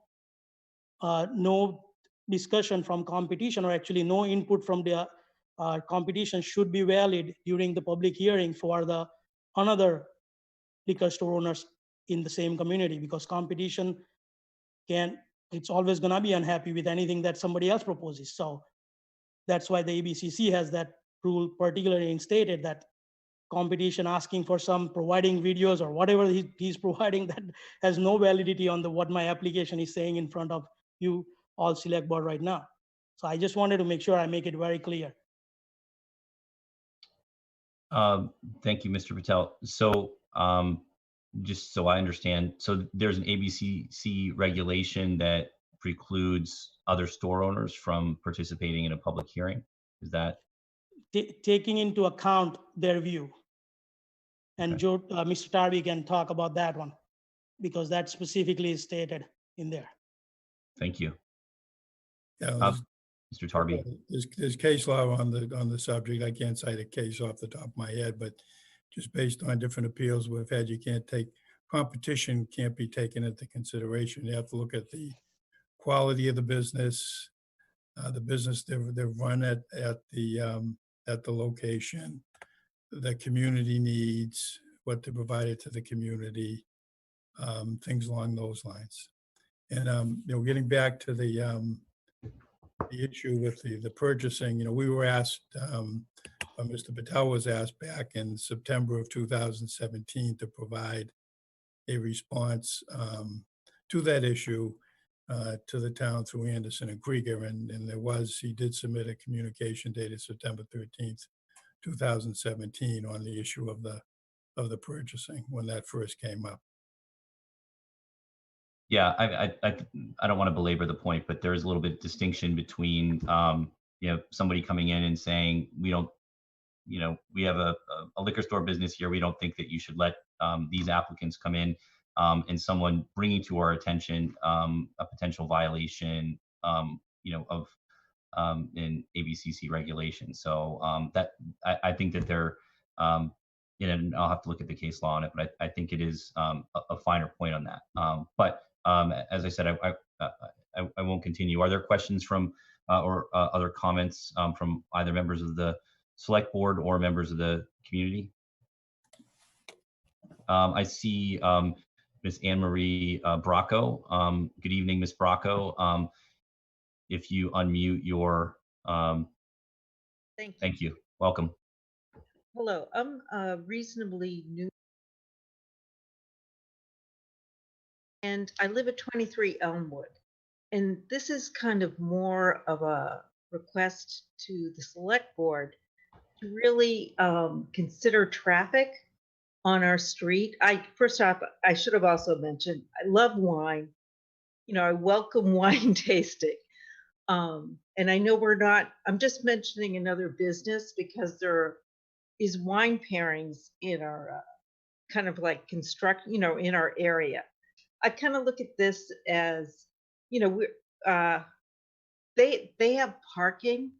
And my question kind of is, where are people is this all foot traffic that's coming to the tastings? I would probably come, but where are people going to park?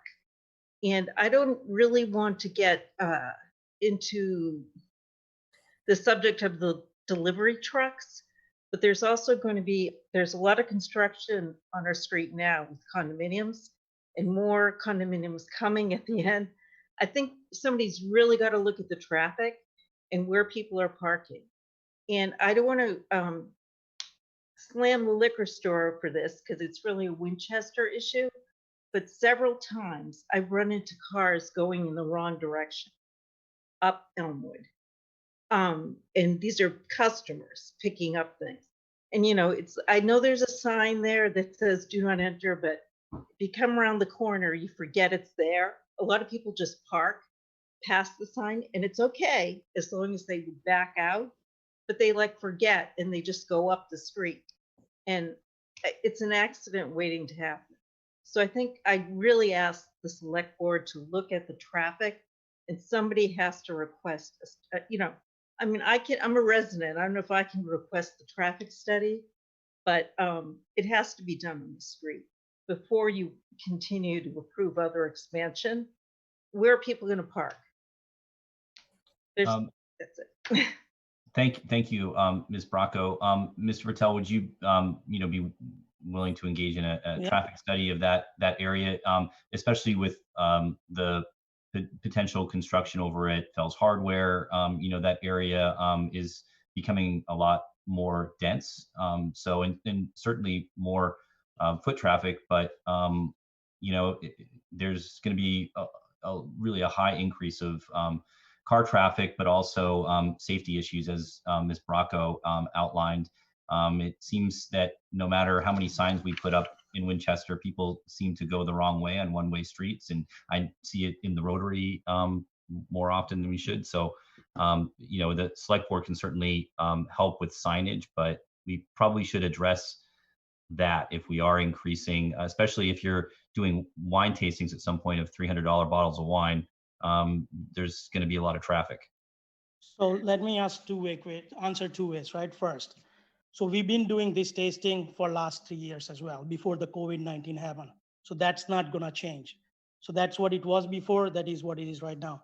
The one thing I pointed out when we actually had this hearing, when our license got approved, was that we do tastings on Saturday. The grand tastings happen on Saturday when there is abundant parking available all the way through to Stop and Shop, across the Stop and Shop to the store, from that 3-hour parking spots through the store. And I had provided pictures back then as well, that there was no parking constraint from that time. Our business use is very unique compared to every store in that area of the town, where most of our customers are in and out within 5 minutes to 10 minutes tops. We are trying to take over only 1,000 square feet more for retail, which is not even 10% of the total retail right now that I have, or 12% of total retail I have. So we are not trying to go from 8,000 to 16,000. Then there is a concern. The third thing I will answer, when the CPA office was next door, actually that was creating more traffic for all of us as well, because all the customers coming in there for CPA office were staying there for more than an hour sometimes. That's why a bunch of the tickets you were seeing from the traffic person that always, or the parking meter person was always checking it out. For us, what if we take over, and if Mike, who's the landlord, if he doesn't give it out to somebody like office or something like that, which will have more people staying in that place for a longer period of time rather than retail store like us. That was another concern we took over. We trying to take over that space, saying, I do not want somebody next door where they create more parking issue. And I don't think so select board would have any say in there if Mike were to rent it out to some office space or somebody who's just gonna run another CPA office from there. So from me, we are not trying to increase the foot count. We are inside Winchester, way inside Winchester. Nobody really comes outside of the town to shop at Winchester store, for us at least. We talk to the people, they are mostly from community. We are right in heart of Winchester. No highway passes through it, or nobody's actually driving through it, unless they are from Winchester or they are visiting friends or family. So as I said, I wanna go back to so we are trying to only increase 1,000 square feet of existing space, which was used by the tenant, which was using more parking spots for a longer period of time during the day when there is a congestion of parking. After 4 o'clock, I would advise all of you go, because I do that all the time before even I got this project signed off. If you go after 4 o'clock near that town, actually you would not see many cars. It's mostly the store for people that are visiting our store and trying to shop before they head home. So I think I'm trying to answer 3 things at the same time, but that's what it is. We are not trying to do too much thing. I'm trying to expand in the existing space, not trying to bring in more customer, just trying to improve the experience from the front, getting people in and out of the store with the 2 doors and all that. Mr. Chairman, I have a question for the proponents. Is the current space that you're looking to expand into, is that currently occupied or is it vacant? It is vacant. There was an accountant, a CPA office. Okay, thank you. We moved up to Church Street. If I could just, Mr. Chairman, just please. respond further on the parking. Back in 2017, we had performed a parking study showing that there were 25 parking spots from Stop and Shop to 632 Main Street. And we submitted to the select board the various photos showing open areas of parking. And then we also had done a turnaround time for customers in the store, which indicated an average customer time in the store being around 5 minutes. So what Mr. Patel indicates is accurate, that people come in, they come out of the store. If there's, condominiums and other housing being built in that area, I assume that they were required to do traffic studies, and their impact would be far greater than, Mr. Patel adding 1,000 square feet of retail space to lay his product out, making it look nicer and adding a nice area to do wine tasting. It's not an expansion to bring more customers into the store. It's to make it more efficient. He has an opportunity to take over the space next door, and that's what he's doing. I would add that thank you so much, Ms. Bracco, for your really important comments. And if you call the town manager's office, I'm sure they'll give you information about how to present your concerns about the street you live on to our TTAC Traffic Advisory Committee, because it's super important, particularly as you point out, with possibly new construction coming. I would also note, maybe I'm dating myself, but I've lived here with my family for 21 years, and I believe Winchester Spirits was originally in the entire footprint of what Mr. Patel is proposing. So if I have that right, then I believe that there's sort of precedent for one commercial beverage retail business being in that entire footprint. But I do take your comments, Ms. Bracco, very seriously, and I think you've raised important concerns. Thank you, Jackie. So I think that there is an existing traffic and safety issue identified by Ms. Bracco that we probably should look at. So that's in our lane. So maybe a small traffic analysis by the engineering department can give us some insight there. If that's the pleasure of the select board, it may be that we have to do some analysis and add some traffic calming measures in that area. Is that something the board would be happy with in context of this this application, not conditional upon the application, but just in context of it? Are you suggesting delaying the vote on the application? No. Or, okay, because certainly the traffic study should, as Ms. Bracco was pointing out, should be considered irregardless of this. Right. Yes. So we'll ask. Can we get? Well, I mean, this is not related to the application, but as far as the traffic study, maybe if we can get a recommendation from TTAC on whether this is on their list, if they were going to get to it, or if they've looked at it already. So maybe we can get some input from TTAC on that piece. Okay, so we can ask the town manager, Lisa, if we can kind of evaluate that area. And Ms. Bracco, I don't know if you're comfortable with providing your contact information to the town manager, so we can reach out to you. And it's always helpful to have anecdotal information as well as traffic counts and things like that. So thank you. Sure, thank you. Any other questions or comments from members of the board? I actually do. I don't want to belabor this as you said, but you talked about being very customer oriented, and I'm wondering if your expansion is going to improve or expand the whatever bottle return or the recycling. We're kind of a green community here in Winchester, and when you try to bring empties back to different stores, you get a different experience of different ones. And I'm just wondering if you take returns and what that looks like from the customer's point of view. Yeah, so by law, we are required to take the returns back. So yep. We do take them right now. With the COVID-19, we have limited the hours because it is so my employees were very resistant when they opened it up again because they feel health risk right now. Most of the customers are good enough to clean their cans before they return.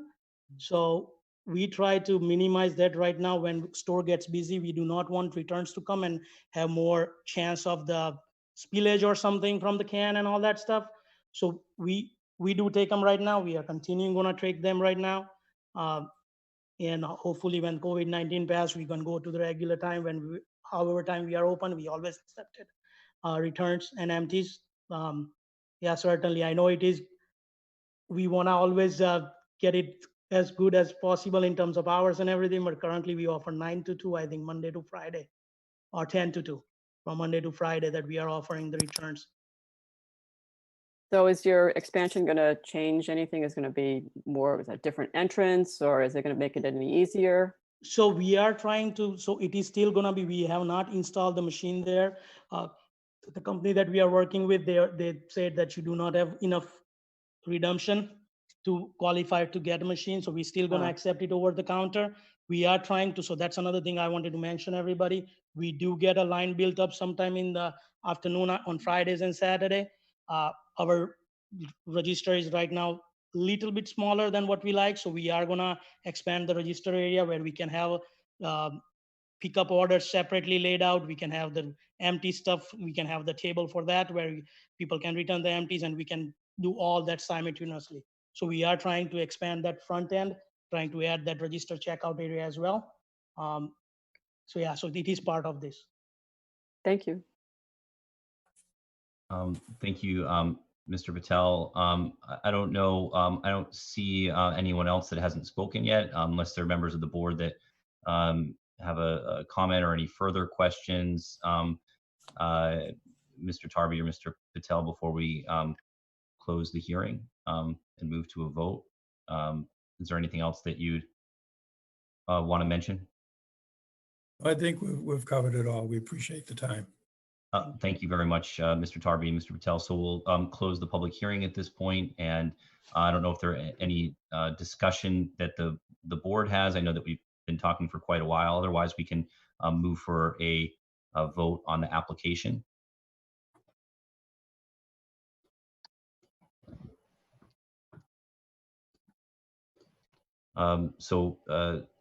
Seeing none, I will. I'll move for the vote on the application. I'm sorry, Jackie. Second. What you're asking, Mr. Chair? I'll move for a vote on the application. Okay. Second. Okay. All in favor? I'll take a roll call vote to approve the application as presented.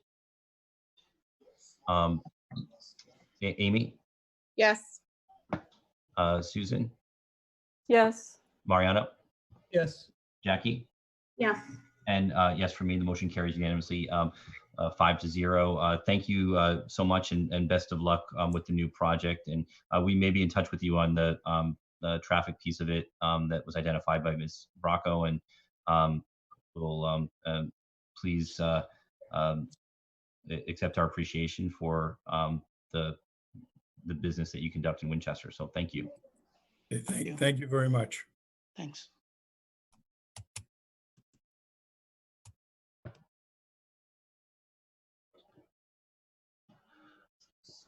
Okay, so I'm seeing, I'm not sure, if there's still someone here before we get to some of the other items that are more discussion items. I don't know if I see Miss Howenstein here. I don't know if that's in relation to a specific agenda item. There's been, certainly we can take that up. They're here, Mike. They're Yes. here for the spot for the outdoor dining. Xavier and Okay. Michelle are here for that. Okay. Well, we'll move right into that. Then the outdoor dining applications. That's Monica. I'm sorry. It's Monica, not Michelle. Oh, I apologize. Did I say Michelle?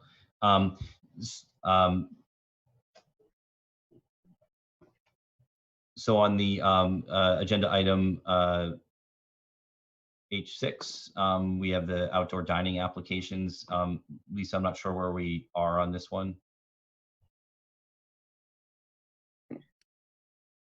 Yeah, so there's 2 of them.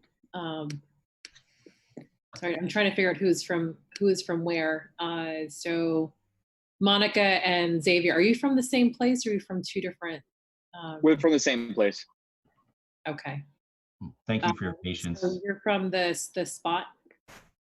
Yes, I'm the general manager for the spot, and Monica is the head of front of house operations for the company that we work for. Great. So why don't we start with you? And do you mind just explaining what you're trying to do and the location that you're interested in putting up the tents? Sure. So right now we're currently located at 14 Thompson Street, obviously in Winchester. Right now we do have a proper patio, and what I mean by that, it's a patio that was constructed a few summers ago, and then obviously COVID happened. Now everybody has a patio, but we don't have any. We don't have a presence on the street, especially since the street is now closed 4 nights a week. So we're sort of struggling with that. With that being said, we were looking to expand our patio onto the parking spaces that are in front of our restaurant, and also get the tent to be above it as well, so we can keep that space there going even on the days when the road is not closed. So you're looking for ASAP through November 1st, Monday to Thursday, 11:30 a.m. to 9 p.m., Friday to Saturday from 11:30 a.m. to 10 p.m.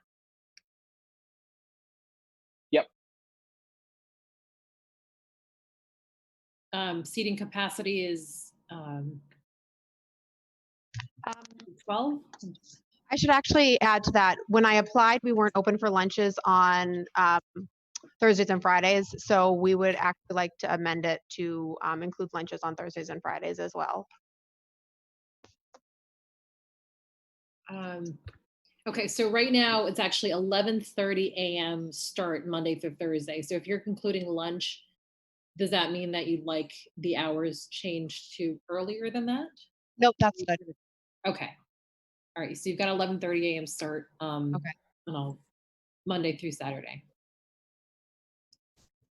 I'm trying to see. I don't know if it says, just maybe explains it differently within the application, but I think as long as you have the hours right, that's fine. Yeah, the hours are right.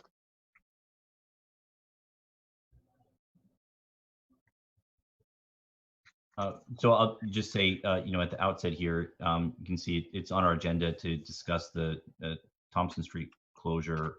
We really had mixed reviews from retailers and from residents with that space. I don't know what your experience has been, but we're willing to do whatever it takes to support local businesses and restaurants. We just want to make sure that the impact of our actions isn't more detrimental than favorable. So we're what has been your experience with the closure? Has it been helpful to your business, or has it been more difficult? What's the impact? In my experience, it's been difficult. I've yet to see a benefit on our end. I understand that there's obviously a greater agenda here in terms of that closure and where we're funneling pedestrians in town area, especially on weekends. But for us, where we're that one restaurant that's dead smack in the middle of Thompson Street, where if that street is closed, we have really no visibility whatsoever. And even though the street is open to pedestrians walking on foot, the only pedestrians that are on that street are the residents who live on that street. So we're not getting any traffic from any other people. And then friends of mine or my friends of my fiance, they come down and they assume that the street is closed. So I mean, that businesses on that street are closed. So for example, if you're on Main Street, you have your wooden barricade. But then when you circle around, you're going down Waterfield, you have all those cones underneath the underpass because you're working on that bridge. So it's like so it just looks like from both areas, we're just sort of, we look like we're closed and we're not. So we're kind of trying to get a little grassroots with our outreach with guests, whether putting up A-frames, which you folks, thank you very much, approved us for putting in multiple areas on the nights that the street is closed. But it's and then to sort of exasperate this a little bit further before I stop speaking here. This past Friday, I don't know who it was, but there was somebody who opted to just remove the barricade on Friday themselves, and because obviously by 6:30, 6:45, I saw a lot higher level of foot traffic than I have recently, and I've been working every single weekend since COVID happened. So I'm on the ground here, and then there's cars going by, so I decided to step outside and see what was going on. It's like somebody moved the barricade and put it on the sidewalk, and that just created a huge surge for our business. But then at some point around 8:15, 8:30, business dropped off, and it looks like somebody put the barricade back. And so there was a direct correlation, not a theory, but a fact that is directly impacting our business. Saturday, the barricade was left alone, and we were fine, but we didn't get we didn't get that surge that we got when the barricade was down on Friday. It's just so yeah, it's been a little bit challenging for us. So we thought it was temporary. When we received the flyer, we kind of got notice of it just the day before it happened the first time, and then there was an email on the flyer. If we had questions or concerns, I emailed it twice and got a non-answer in terms of why it was closed and how long it would happen. So now we're just sort of, I mean, we're already in August, so obviously it's gonna be a summer thing, but we were just, and then, oh, I'm sorry, lastly, before I concede the floor, there are businesses on our street also, specifically the salon that's next to us. Owner is Maria, I forget her last name. She was also expressing a major concern too with her lack of foot traffic going to her business too on the same nights if the street is closed.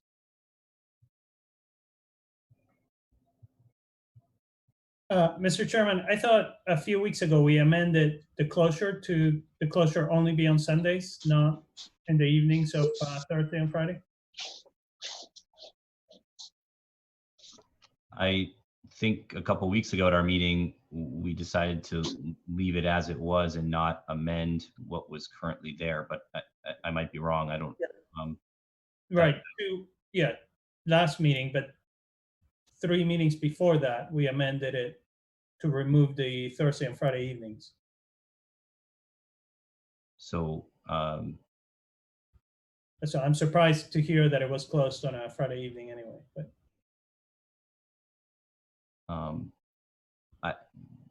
we've been moving it around so much. I don't even really remember, to be honest with you. I know that we were kind of targeting it more towards the weekend traffic, and but and I know that we also didn't want to create confusion with messaging different things every week, because it's hard to react for businesses and for residents to know what's going on. To Mr. Molina's point, as I mentioned before,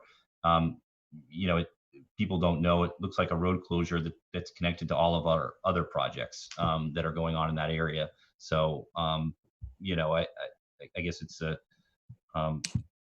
question for the board. So happy to answer any questions on the application for outdoor dining. And I guess we're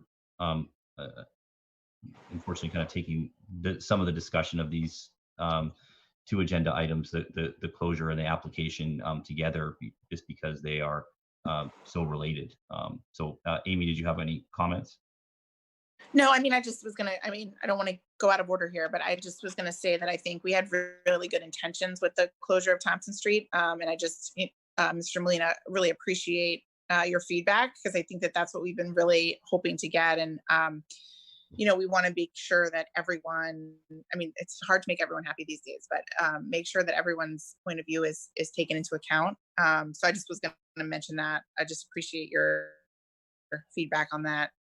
And I'm with Mariano. I feel like we cut back on it, but I can't remember the exact timing. But I remember that as well. But in terms of, I'm in support of the extension of the outdoor seating for the spot.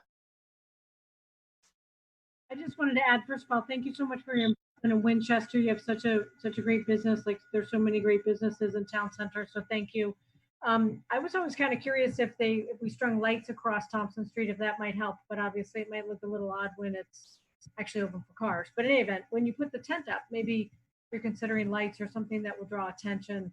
So I'm certainly in favor of this application, and we really appreciate the feedback that you've been experiencing, because as Ms. Shapiro articulated, we've been trying to think of different options that will support Winchester businesses as best possible. So it's certainly our intention. Thank you again.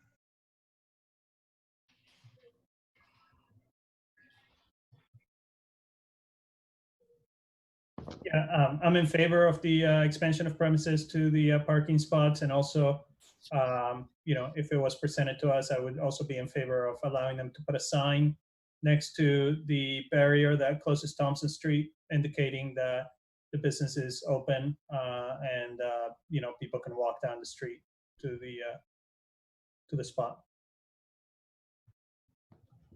And I think that, has there been a sign there as well, Mr. Molina? Have you been using it?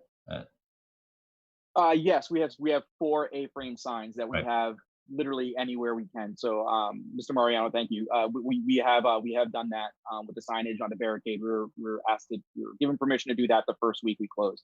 But it comes down to optics. I mean, if we're talking business, we're talking marketing, and right now in terms we're marketing a closed restaurant on a street that's closed, and it's also funneling all the other traffic to our competitors. Now, I'm not trashing anybody, so I'll just leave names alone. But it seems like it's just like an unfair competitive advantage in a highly competitive COVID marketplace where we can't reach people. We have to like sneak signs and sneak flyers and hand out vouchers. It's like we're pandering, like we're begging people to come to our restaurant, because on a busy, beautiful Friday night where it's not so humid where you want to die, everybody's outside. But like, again, you look down our street, we had signage, we had lighting that got damaged by the sun. So we're having that repaired right now. But in terms of signage, that hasn't really garnered the traction that we really need to keep our business afloat. We're talking obviously the busiest nights of our week where we make the vast majority of our revenue that is being directly impacted. I mean, we were busier before the street closed just for takeout than we were opening indoor and outdoor dining and takeout. And in terms of feedback from other citizens in the town, whether it's Instagram or Facebook, I just started inquiring this past weekend, or I'm sorry, last week, through both social media platforms to residents. Because I actually, despite working here, I don't live here. So I wanted to get residents' feedback if they knew something. And the feedback was overwhelmingly, why is that street closed? Like from both avenues. And specifically on Facebook, it's the Winchester residents group page that was responding with, I don't know why that street is still closed. And everybody was kind of spitballing theories. So in terms of signage, that was your original question. That really hasn't, we've been doing that for 2 months, and it really hasn't, the numbers don't reflect any kind of positive result from adding additional signs at this point.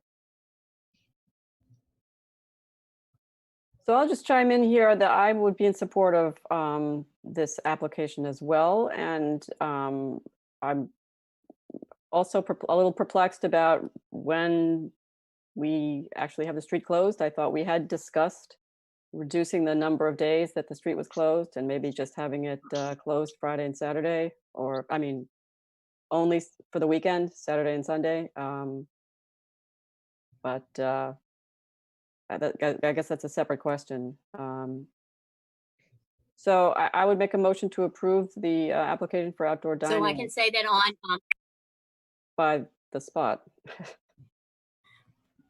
Can I just ask one question about the motion? I second that, but obviously we want to support the application, but it's sort of more of a point of information. On the CAD design, because it is kind of a narrow street, when it's open, are you thinking about sort of walking around that area as opposed to through it, or maybe still kind of through it? Or what was the applicant thinking? I guess, what was the question? Is the sidewalk to remain open and the parking spots is where the dining tables will go? Yeah. Is that the idea? Okay. Yeah. So the sidewalk would remain open, and then the tables would go into the parking spots.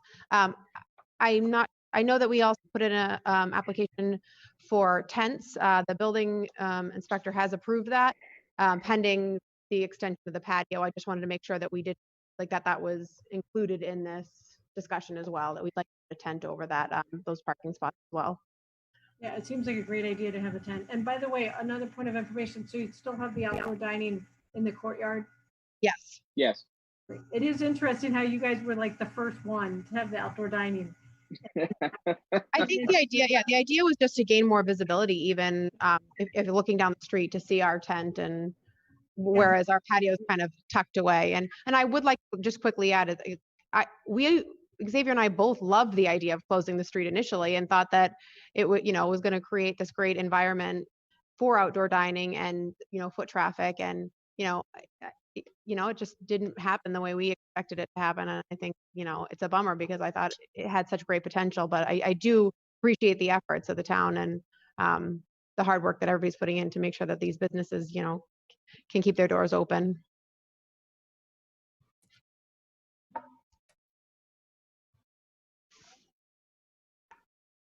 I think there was a motion and a second, Mr. Chair. Oh, was there a second? Sorry. Thank you. Okay, I will take a roll call vote then. All in favor, Susan? Yes. Mariano? Yes. Jackie? Yes. Amy? Yes. And yes, for me, the motion carries unanimously, 5-0. And I think that we need to kind of continue our conversation here about as far as the closure, what we envision continuing and what we all agree presently exists. So Lisa, I'm not sure where we've been at, frankly, with the closures and what direction to move in, but we'll take up that agenda item, which was just before the outdoor, or we still have another outdoor dining application. Is that correct? Yeah, there was another application from China Sky. I don't see anybody on the call from that restaurant, so let me pull up the application.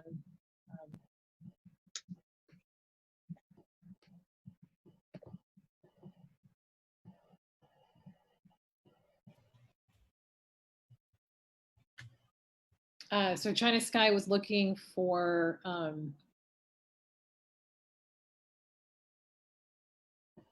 some parking spots along the outdoor area on the riverside of Converse Place. See if that diagram was enclosed here. And there's one for Fuller Cup as well. Is that correct? Yes.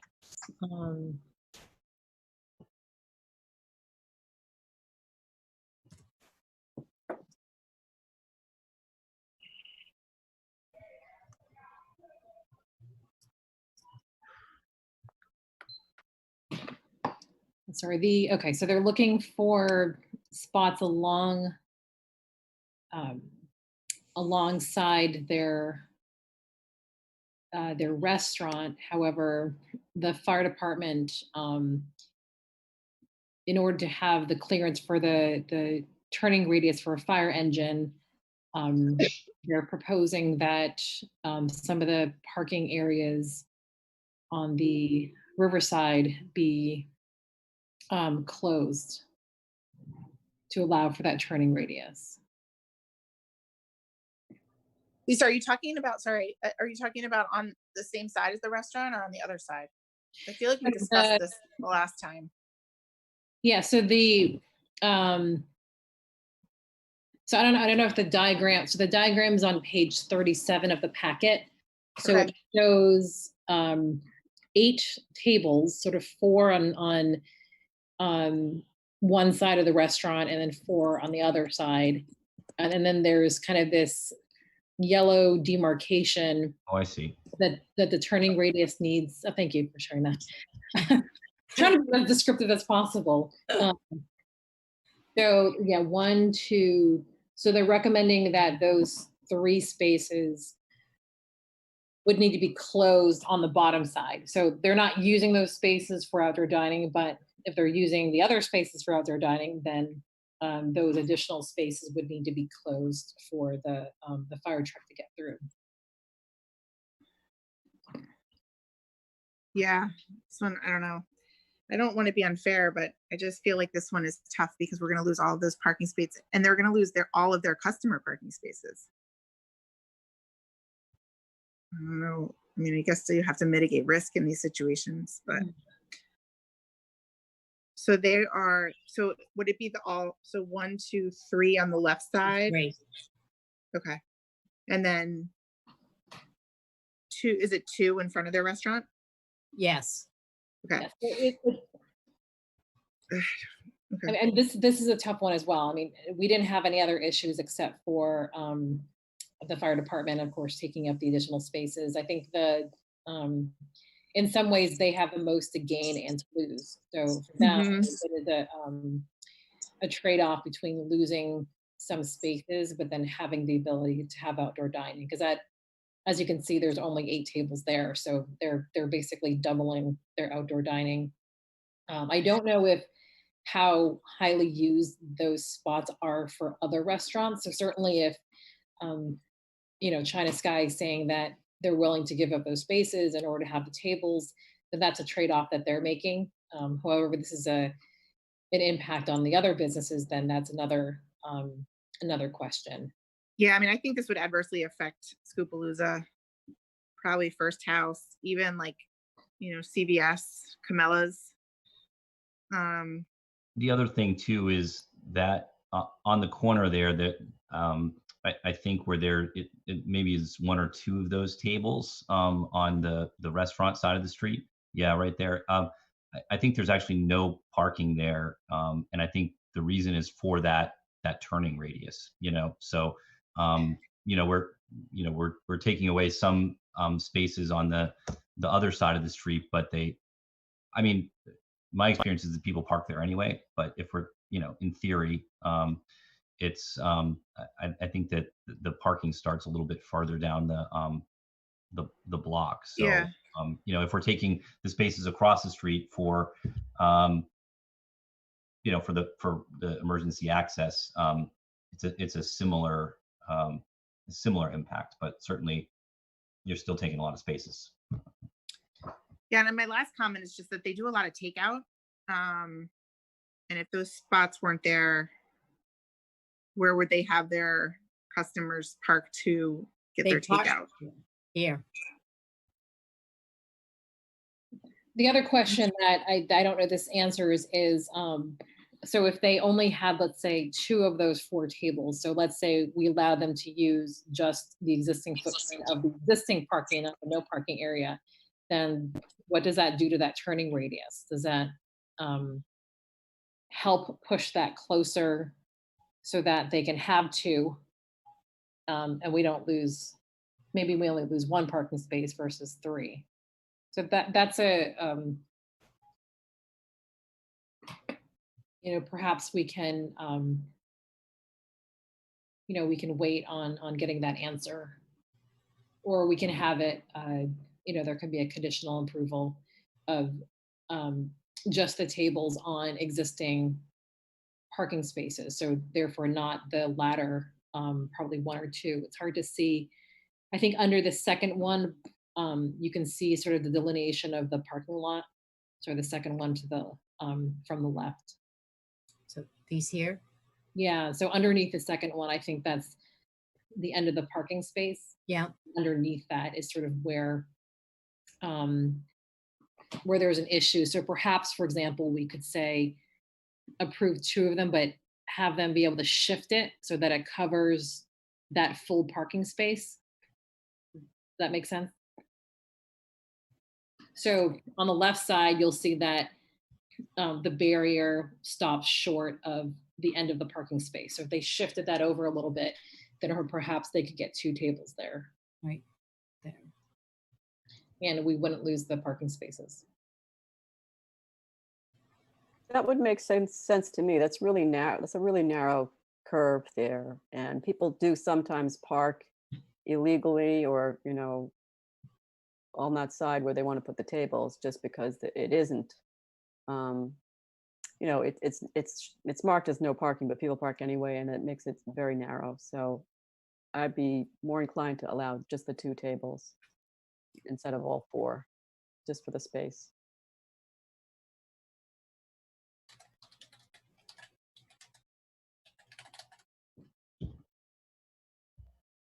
Any other comments or questions? Or we can take a.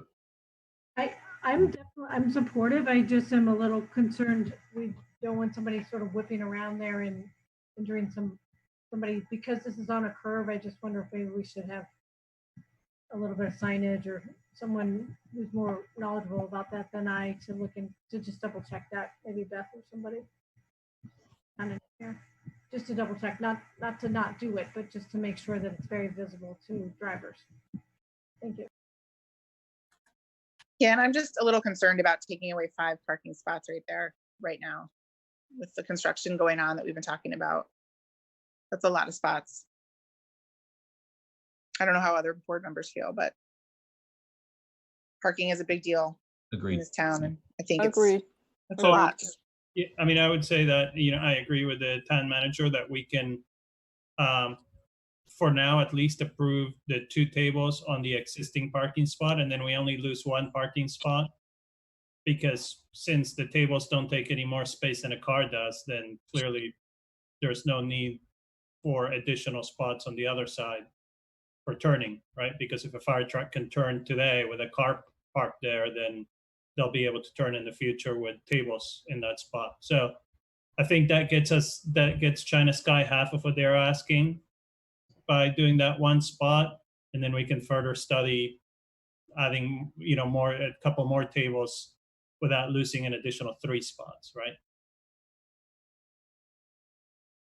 And I would be comfortable, with, that kind of conditional language in the motion, if there's, we approve the 2 and we can work with the town staff if there's another way that we can safely integrate parking spaces without too much of an impact. But either way, I'm fine with both those suggestions. So I'll move that we approve 2 additional tables for China Sky on Converse on the existing parking space. And on the condition that there is a way to make it safe for the fire turning radius to expand to 3 or 4 tables, we would also allow that. Second. All in favor, I'll take a roll call vote. Mariano? Yes. Jackie? Yes. Amy? Yes. Susan? Yes. And yes, for me, the motion carries unanimously, 5-0. We have the Fuller Cup application as well, Lisa. Yep. So they're looking for a picnic table in the parking spot.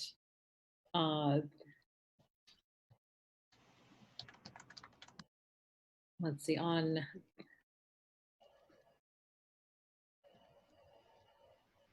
actually having trouble reading on Sundays. Yes, it's just Sunday. Okay. So we right now have no objections from town staff. Any comments or questions from members of the select board?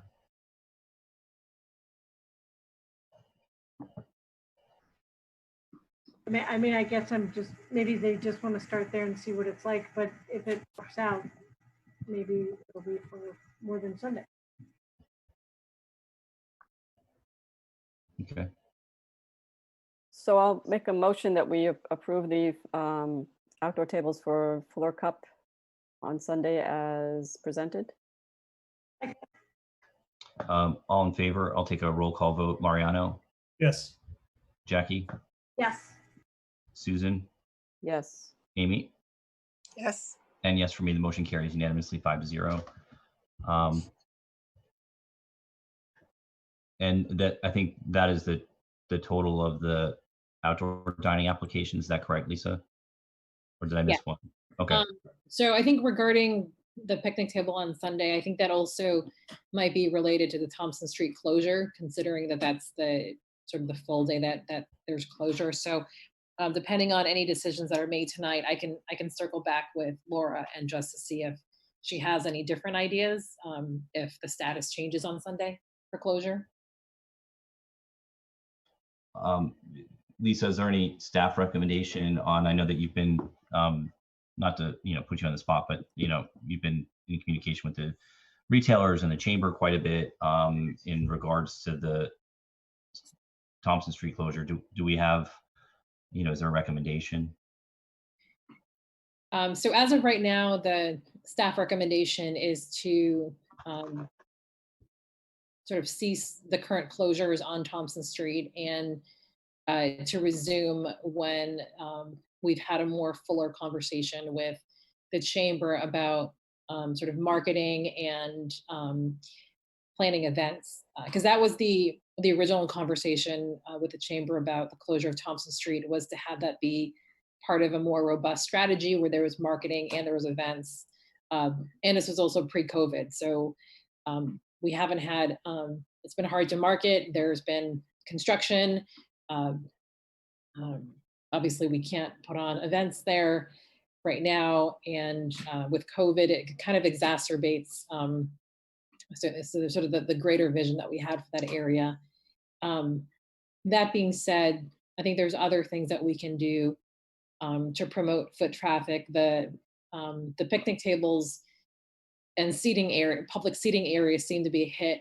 We've had private businesses that have talked about putting additional seating and that they would be willing to help participate and actually put those up even on public property. So if we can increase seating safely where let's say sidewalks are wider, we might be able to achieve what we're looking for in terms of increasing sort of foot traffic and vibrancy in a socially distant, safe way, and then sort of work on a longer term strategy for Thompson Street.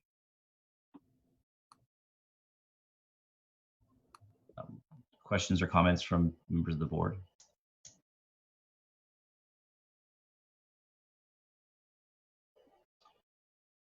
Amy, I know you've been to a lot of those meetings with the chamber as well, and I don't know if you had a perspective on the closures and what things look like.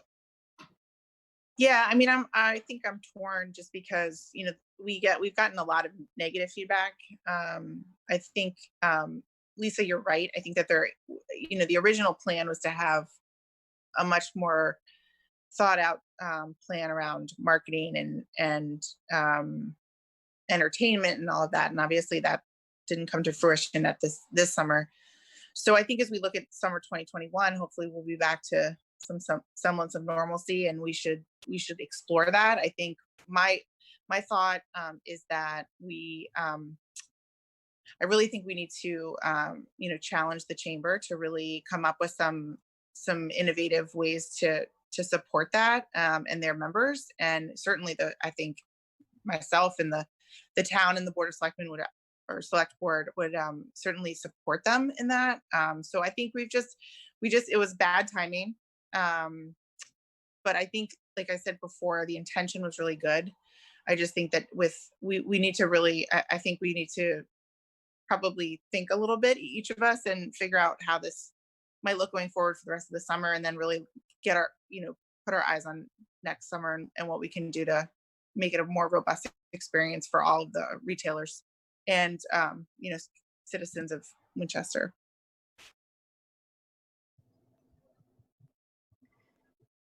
Yeah, I would just sort of add that in addition to COVID and extreme weather, very hot or raining on weekends, we also contributing to the bad timing was having the work done on the bridge, and I think having that closed also really complicates the whole downtown situation. And when that's finished, I think things will be clearer, and going into next summer, we really could do a better job, and with the chamber, a better planned street closure could really be accomplished when that's finished. Even with the MBTA station being worked on, I think having that additional traffic route would really help.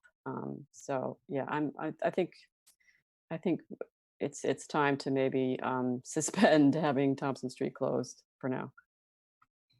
So does that mean that we have to rescind what we just approved, right? For Fuller Cup to put picnic tables on the street on Sundays if we're going to reopen Thompson? Oh, They're looking to put it in a parking spot, not on the street. Yeah, but the drawing didn't include the barriers to protect customers against vehicles, which wouldn't be necessary if it's on a Sunday, if the street is closed. But I think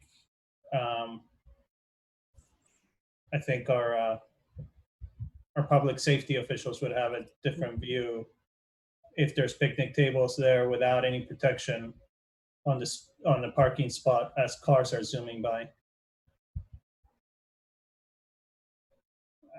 I would be in favor. I think we just heard from Mr. Molina from the spot that the biggest issue to him, and also to the salon next to him, is the Thursday and Friday evening closings that are. I thought we had gotten rid of those a few weeks ago, but even if we didn't, I would be in favor of getting rid of those and just having the street closed all day on Sunday. That way the Fuller Cup can have the tables that we just approved.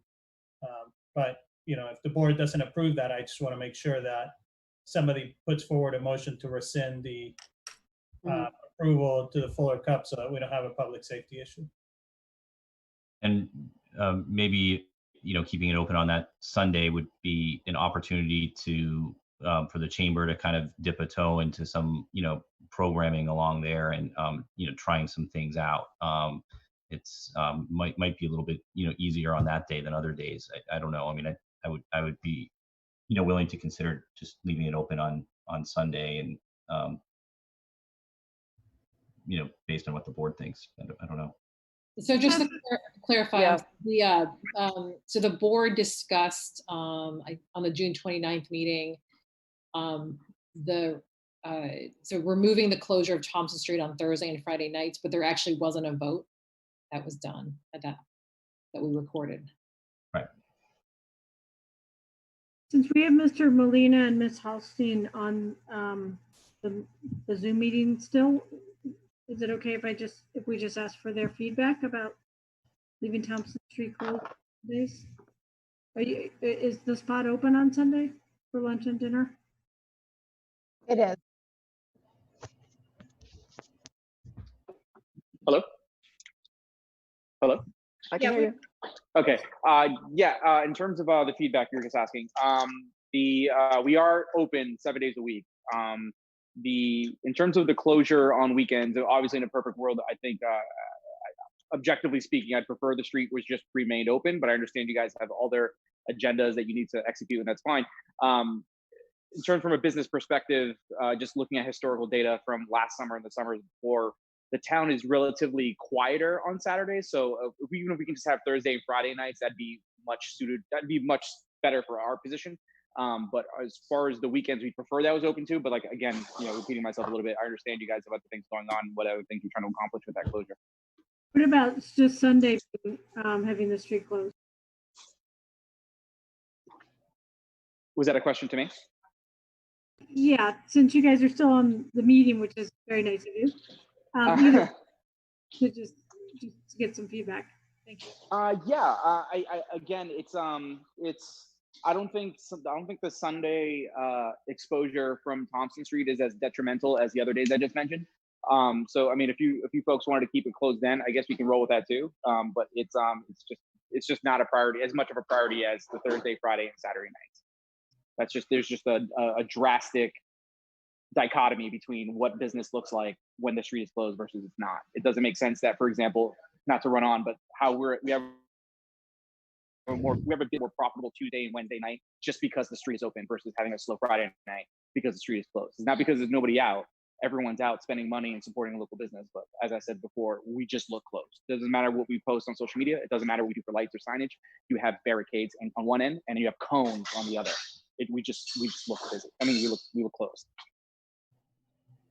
I guess I think it's tough because like what Amy was saying earlier, I had envisioned like kind of, sidewalk sales and some kind of marketing to draw people there. But again, in this time, that's kind of goes against the grain of things. You don't want to draw people to congregate anywhere. So without having that ability, during social distancing requirements, it just doesn't seem like you can gain the benefit of having the open space that's there, if that makes sense. So we're talking about Thompson Street being closed only during the day on Sunday and Sunday night from now on. Is that what we're talking about? I believe so. Yeah. Yeah. Is there consensus around that? What do you guys think the benefits of that are? For whom, I guess, are the benefits? I guess I agree with Mariana's, Mr. Golubov's views, but maybe you could answer her. I'm just curious, like, who are we doing? I don't know. I haven't heard any overwhelming support of that from retailers. So I just want to make sure that we're, and I could be missing something. I'm just curious. So, I mean, I've heard, well, I mean, retailers are closed on Sundays other than restaurants, right? So the chamber's own letter told us that the Sunday closure doesn't affect them. And it doesn't help them because they're closed.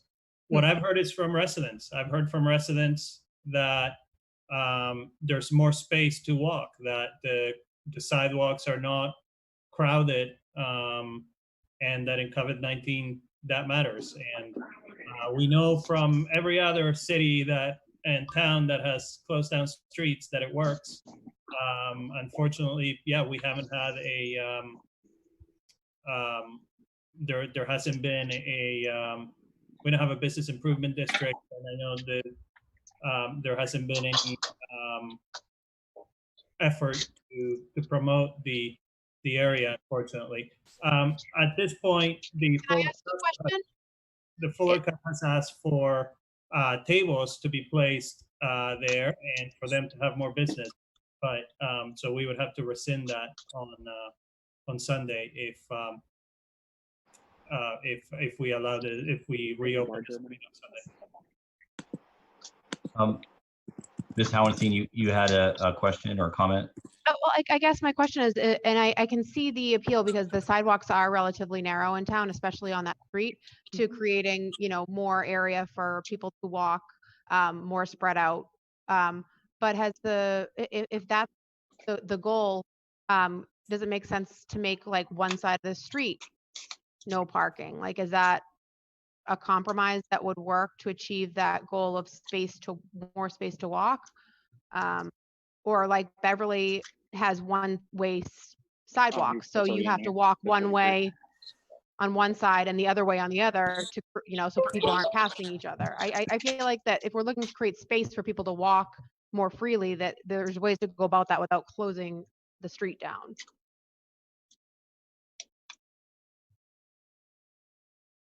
Well, my thinking on just keeping it closed on Sundays was that might actually be sort of a draw, since it's Sunday, and even if retailers are closed, if restaurants are open, and just might be more tempted to come downtown and stroll around and then get a meal.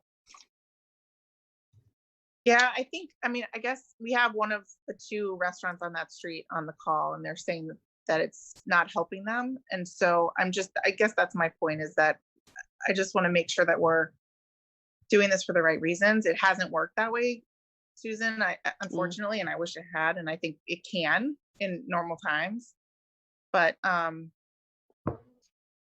I think, so the Fuller Cup, I just looked it up, it closes at 3:00 on Sundays. So is there, to ensure that they can have the picnic tables out, and I don't know what their plan is for, taking them up and back, but could we just close the street till 3? And that doesn't help the spot for lunch, but it might help for dinner.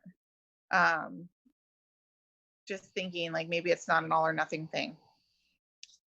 Yeah, so the application for the Fuller Cup was to have the tables from 8 a.m. to 3 p.m. So I think that if we close down the street from midnight to 3:30, just to give them 30 minutes to move the picnic tables. I would be in favor of reopening the street after that. I think after 4 or 5 p.m., as it starts to get darker, a lot more of the families that have told me they've been going down there, I think they start to go home. So I think all of the positive feedback from residents we've gotten to being closed is probably more earlier in the day than it is in the evening. So I would be okay with modifying the hours for Thompson Street to only remain closed from midnight to 3:30 p.m. on Sundays. Yeah, thank you for that suggestion, Ms. Shapiro. I agree with it as well. So it seems like there's consensus around that. I would move that we change the hours of when Thompson Street is closed to limit it to 12 a.m. on or 1 o'clock a.m. on Sunday until, what was it, 3:30 p.m. So all day Sunday until 3:30 p.m. Second. Any other discussion? I'll take a roll call vote. All in favor, Mariano, Yes. Jackie, Yes. Susan, Yes. Amy? Yes. Okay, great. Thank you very much for staying on the call, by the way, Ms. Holstein. And Yeah, thank you both to you, Ms. Howenstein and Mr. Molina. We appreciate it. And if there's any additional feedback to provide to us directly, we would welcome it. No, I appreciate all your efforts. Thank you. Thank you for allowing us the opportunity to sort of share our thoughts with you on it and taking our considerations seriously. So thank you so much, guys. Have a good night. Thanks. So realizing that it's already approaching 10:30, there are a couple things that we have to do that we can deal with some of the discussion items. I see Wade Welch is here as well. And I know that we were going to have an Eversource update in the town manager's update report. Maybe we can jump back up to that, Lisa, while we wait for Wade to return to discuss Eversource. Maybe we can start with the with your updates and comments. So I'm just I'll start with just regarding the Thompson Street closure. I did just email Jay. There might be some logistical challenges. I just want to figure out, starting at like midnight, for example, we're going to have to notice and flyer cars, and we're not exactly sure when they're going to move, right? For example, so like cars might be parked at 11 p.m. and, but even noticing those cars, they might have started parking there at 5. We're going to have to sort of figure out how to sort of get them to move and close. So I'll sort of work out those logistics. So I, in the interest of time, I actually emailed a written report to the board for updates, but I'll go through them quickly. The great news about the budget is that the state, the House and the Senate, along with Governor Baker, said that we will not see a budget cut for unrestricted local aid or Chapter 70 funding in fiscal year 2021. So at the very least, those levels will be funded no less than last fiscal year. And then Chapter 70 will be no less than last fiscal year, plus the impact of inflation and any enrollment changes on the foundation budget. So it's better than we had anticipated because we did budget some cuts in those areas.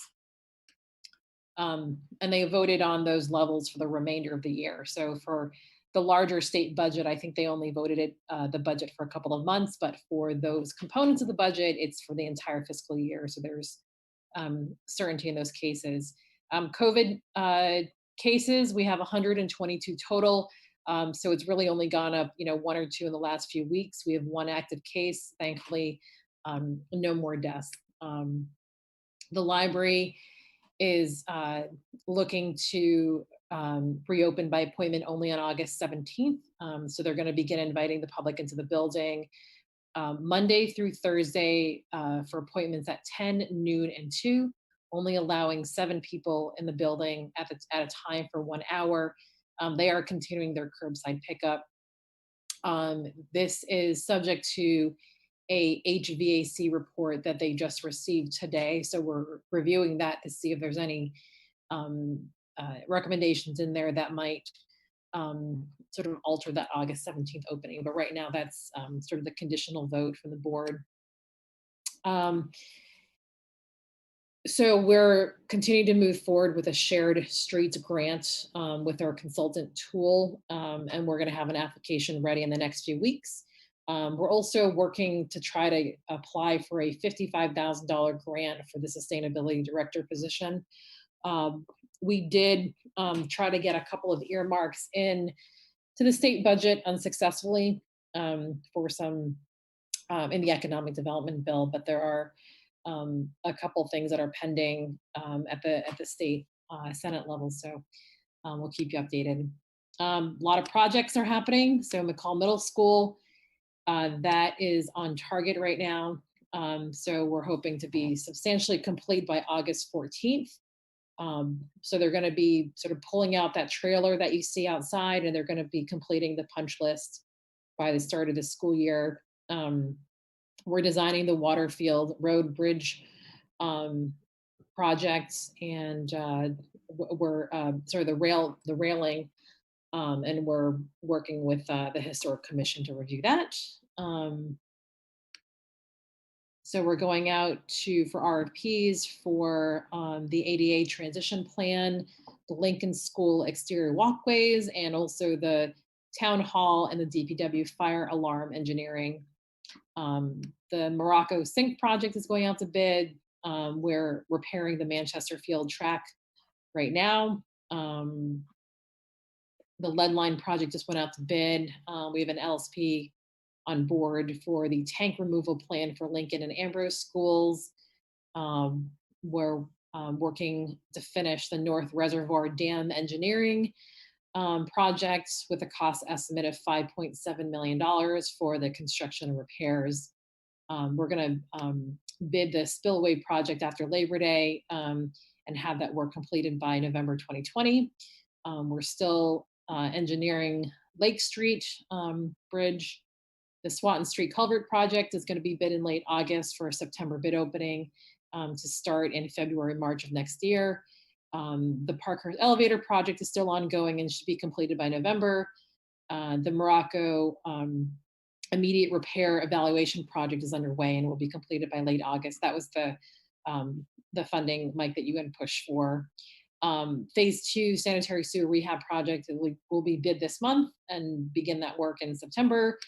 The Morocco culvert project is going to be presented to the Capital Planning Committee for funding of the final engineering and permitting. And there's a few more that I actually did include in here, including we're working on the Waterfield Bridge. So that project is going well. And I'm pretty sure I forgot a few, but as you can tell, we are busy. Thank you, Lisa. If we could have an updated part of, I guess, your report on Eversource. Wade Welch is here if somebody could unmute him as well. Okay. I know that we're kind of that project is kind of coming to a head, and I think we've gotten to the point where we've exhausted some of our opportunities. Good evening, Wade. How are you? Good evening, Mr. Chairman. Can you hear me? Yes. Yeah. Thank you for your patience. We appreciate it. I thought you were doing jumping jacks over there for a minute, so I wanted to get to you quickly. No. In these days of COVID-19 and Zoom meetings and virtual offices, it's always a pleasure.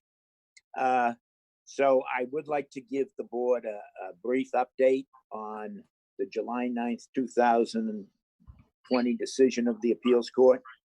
My purpose tonight is to suggest to the board that the board not continue with the application of further appellate review, which I filed last week in the SJC for the stated purpose of the application to preserve the board's rights to deliberate on this issue tonight. The way it works, the decision of July 9th triggered a 21-day window.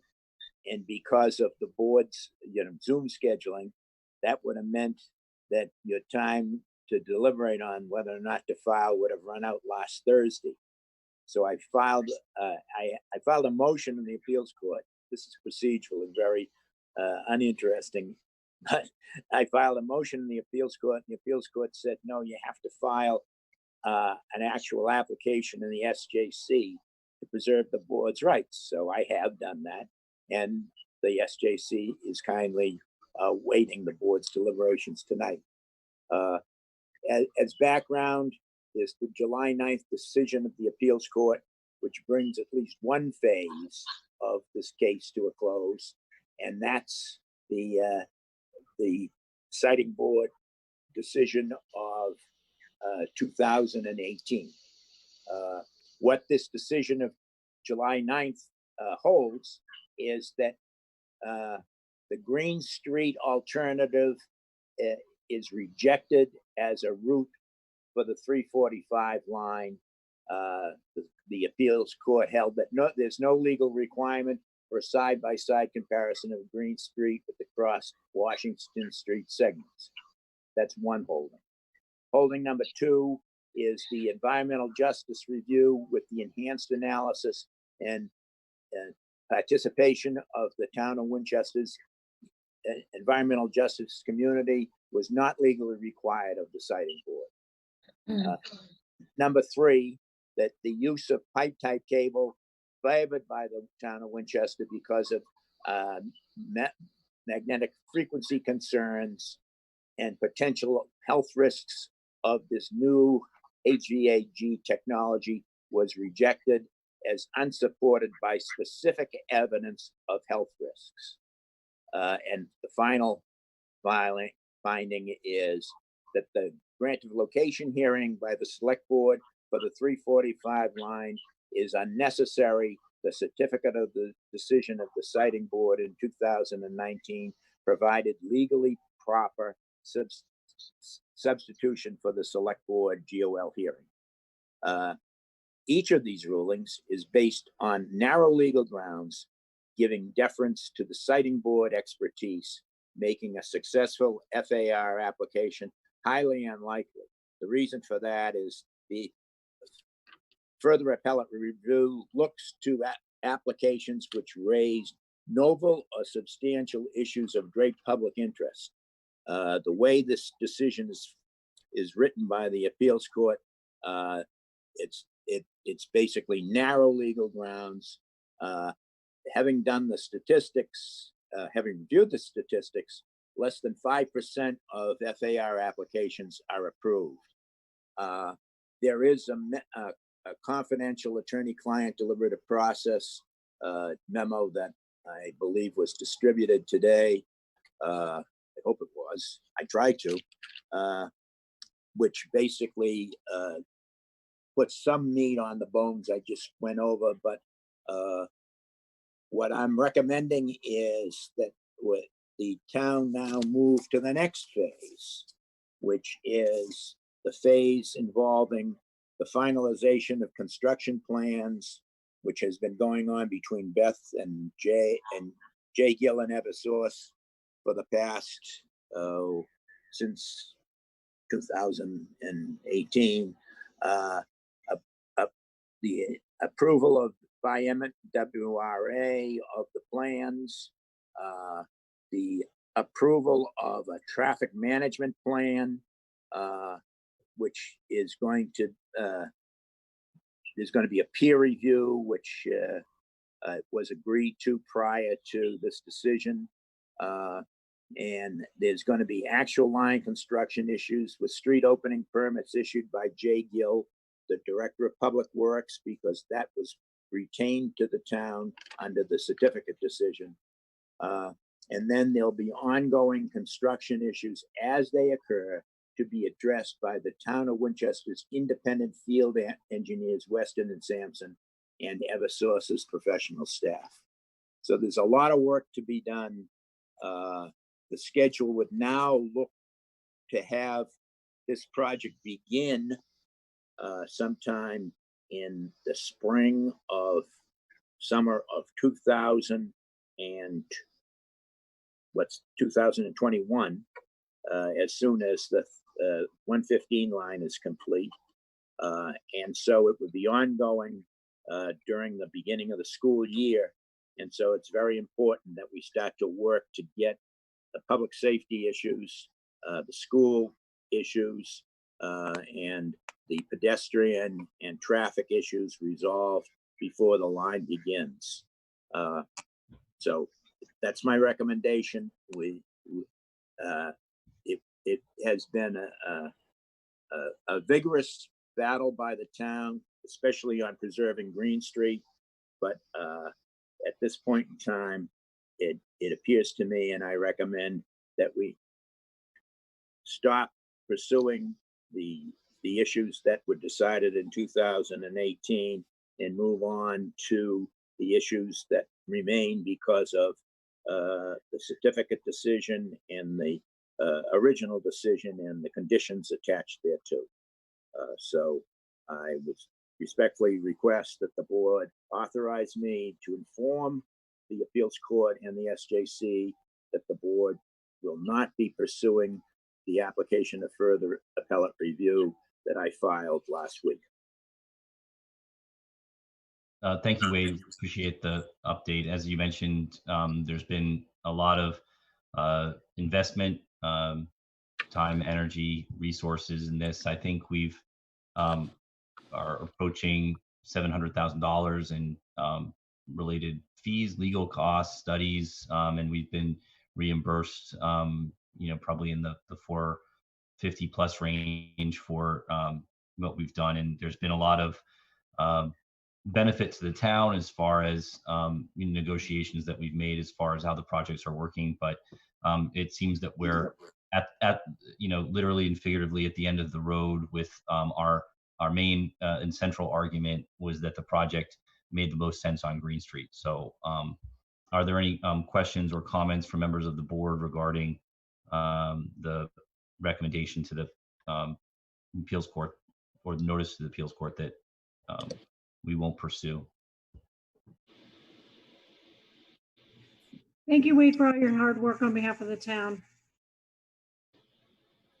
Thank you, Jackie, for your kind words. Mike, can I also mention that Wade has also offered to join me in a meeting with the neighbors on Wednesday night to kind of give them an update on where we are with, with the legal process. So. Yeah, I think that, the neighbors have been very engaged in this process from the beginning. So I think it's helpful that we let them know where we're at and that there's still a separate piece that we have to deal with. So it's an important one. So, thank you, Wade, for doing that. Thank you, Mr. Chairman. I think the board has, completely kept its commitment with the neighbors. The board resolved to take the decision on Green Street, and we've taken it. Other comments, or is it the consensus of the board that we take council's recommendation and not appeal any further on the Green Street decision? I agree with that. Yeah, me too. Okay. Well, it seems like we have consensus there. So I think, Wade, then you can carry that message. Thank you, Mr. Chairman. I will do so tomorrow. Oh, thank you very much. Lisa, I don't know if there's anything else under your comments before we. Not for Eversource, but there are 2 appointments. Oh, okay. I'm signing off, Mr. Chairman. Thank you so much. Good to see you. Thank you, Wade. See you Wednesday, Wade. Thanks. Yep. Bye-bye. Do you want me to just jump in? Sure. Yeah, please. Okay, the first appointment is for the assistant town clerk position. So directly working with Mary Ellen, and the help is much needed. So in accordance with section 4-2B of the town charter, I've made the following permanent full-time appointment in the town clerk's office to Linda Lee Angiolilio from Everett, the assistant town clerk, and requesting that the board vote to waive the usual 15-day appointment period. And this is an experienced town clerk official and somebody who's worked in elections. And just a quick note, fun fact, when she was working in Melrose 10 years ago, the state accidentally sent Melrose Winchester ballots. So she actually sort of had an interesting run-in with Winchester about 10 years ago. She had her ballot. We owe her some back pay for processing some of our votes. So I move that we waive the customary 15-day waiting period for the appointment of Linda Lee Angiolilio, Assistant Town Clerk. Second.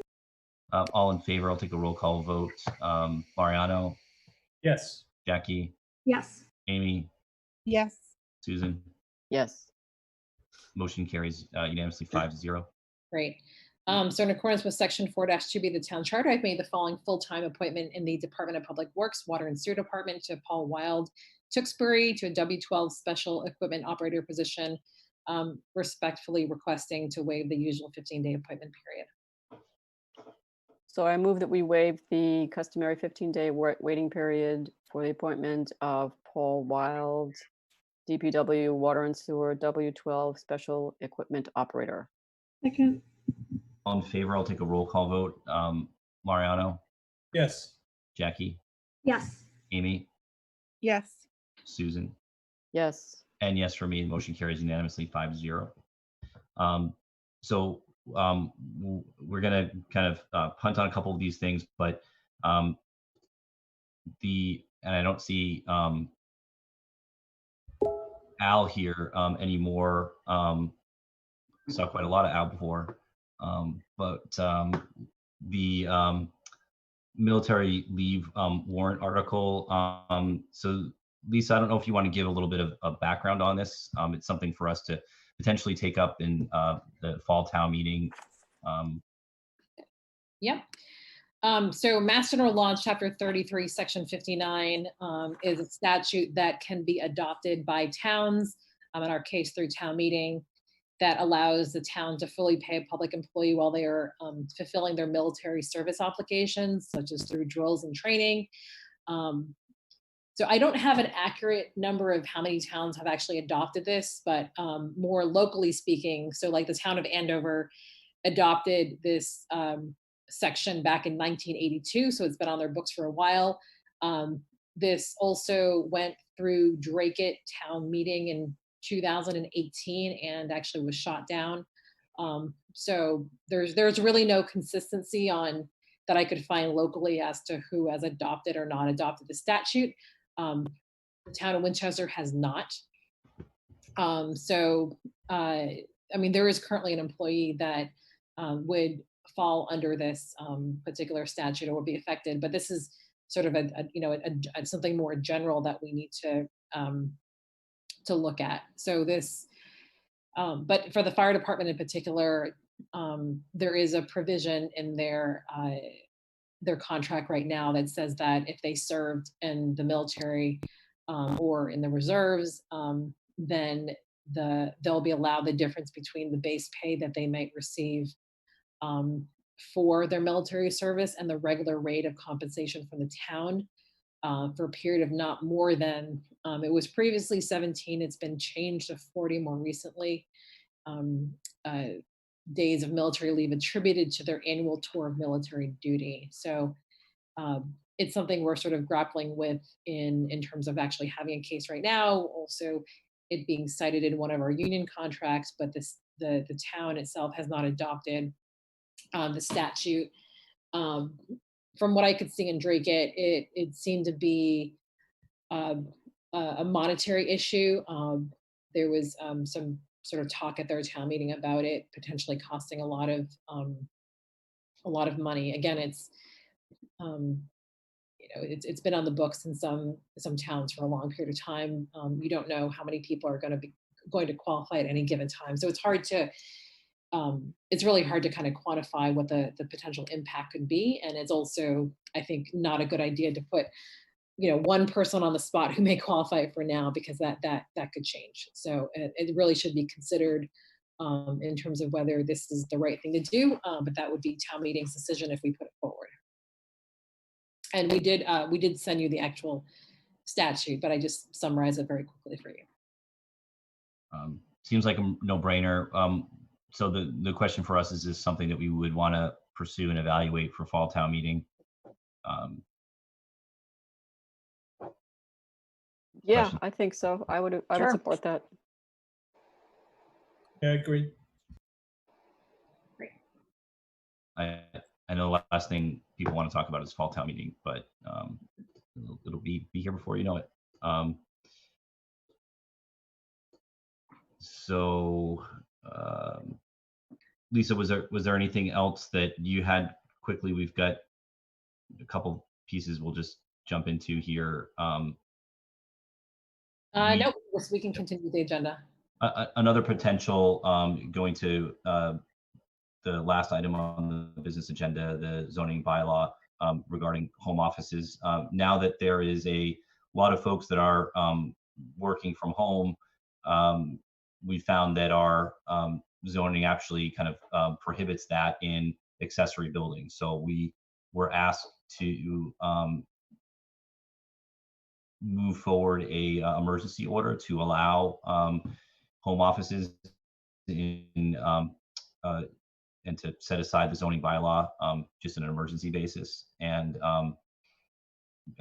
town council told us that we couldn't do that. So now we're looking to maybe do that at fall town meeting as well. So it would just allow people to be occupying accessory buildings, for home offices or home business. So any thoughts? What is an accessory building, Mr. Chair? Is that like a separate garage or? Yes. That would allow me to work in my kids' treehouse when they're inside. You can do it. Yep. Yes, please. Well, and my understanding is, from just discussing this a little bit and with Brian Zakelli, is that it's kind of what everybody's doing anyway. So it just happened to be that our zoning prohibited it. So and it's certainly a conversation that we'll have with the planning board. But it's probably a pretty small thing that we could do. But you can imagine if people are investing money in accessory buildings, like say they've got a garage space that they want to use as a home office and they want to renovate it, they really can't right now. They can't invest in that. So that's that is the conversation that we would have for an article at fall town meeting, if it is the pleasure of the board. Would that be sponsored by the planning board, Mr. Chair? Yeah, I mean, I think that it would be jointly sponsored, but or if they don't want us to sponsor it, then it can be just them if they want to do it. But yeah, it would be nice to work on that together. So, and we've been in conversations with Brian Zakelli and with Heather Von Meering at chair. So Brian mentioned that it was going to be discussed at the next the next planning board meeting, but he emailed me on July 29th. So I don't think they've had a meeting yet regarding it. Okay. So we'll just put that on the radar as well. The other piece, jumping around to business item 9, the Converse Place discussion around whether we would do a local initiative project there or friendly 40B. We did have the property owners and developers in at our last meeting to give us a little bit of a background on what their proposal is. And if you remember, they own the property. It's a little bit unusual for a developer to straight out buy a property, from an owner. Usually they'll have an option on it based on getting local approvals, but they own it. So they're going to want to do something with it at some point, and it may be that there's an opportunity for us to have a substantial affordable housing commitment there if we worked with them on a friendly 40B. So it's just a question for the board if that's something that we also want to keep on our radar and have conversations with them about. Mariano, I didn't know if you had any comments. Yeah, I think so. I mean, I think the developer has two paths that the law allows. Well, three if we count by right, but given how restricted that is, they can get a special permit.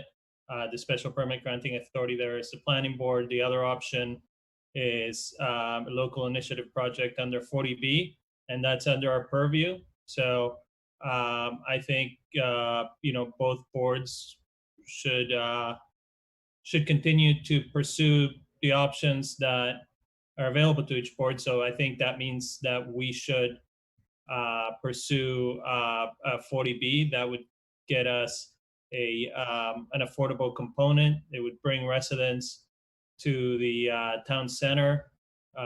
It would help our businesses there that have been hurt so much right now by bringing people who live there, who can walk to the different businesses. We've been talking so much about parking. These would be residents who can go to all those businesses without having to find a parking spot. So I think it would be a great, the building we saw looks like a great addition to the town center. So yeah, I think absolutely we should continue the conversation if the developer is willing to put an affordable, a 25% component there and work on a lip. Mr. Chair, out of respect for Mr. Golubov's comments, I totally understand them. It seemed to me that the developer was saying that his first choice was to develop it by special permit, but if that wasn't ultimately going to work and he's still part of that process now, then he might consider the 40B. So I'm not really sure how it works procedurally, but I just point out that that rendering that I believe Mr. Golubov was pointing out was for not a 40B, but for this other project. So I think we definitely, need to be responsive to the developer. Certainly any development there will provide increased foot traffic, as Mr. Golubov was suggesting. And I think he was suggesting that if it was by special permit, that he would at least meet what the affordable housing requirement is in the Center Business District. And as the board's well aware, we're working on I believe, potentially a 40B, but maybe that will be special permit. I have no idea as far as the Waterfield lot. So I just think that in anything that's developed in town center, we need to be particularly mindful of the residents' historical surveys about how much they want the look and feel of the town center to be consistent. And and I think we also need to be mindful of what the developer had indicated his own first choice was. Thank you. Yeah, I think that's accurate, Jackie. I think they're working on the really a pro forma and to evaluate the economics of a friendly 40B there. And if their first plan doesn't work out, and having a backup plan, and we also would want to be ready to take advantage and offer opportunity to do a really a sizable project that would add a lot of affordable housing, towards our subsidized housing inventory.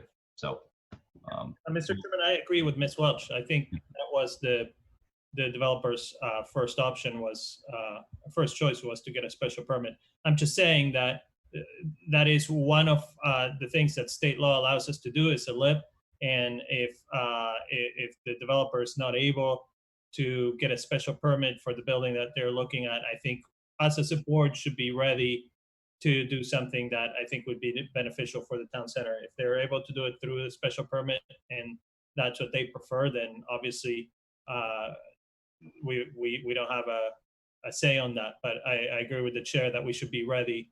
I think it makes sense to take a sense of where this board sits as far as moving forward with that, in case that we do need to consider it. That way we're ready for it.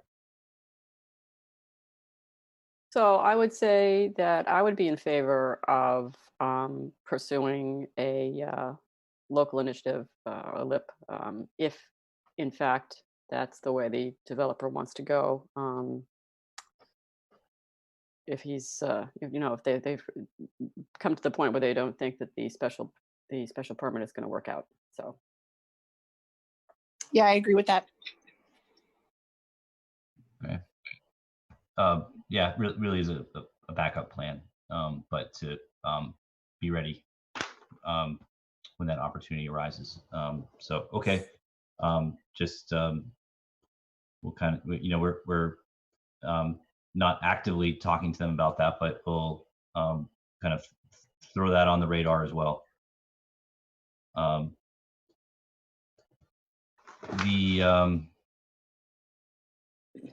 We also, under agenda item 10, have a capital project update. We just began the prioritization and ranking process of capital projects. And there are a few that the select board has been working on it over the years that we just want to make sure that the board wants to move forward with those. And we have a kind of a separate question of a proposal from the Right Lock Farm.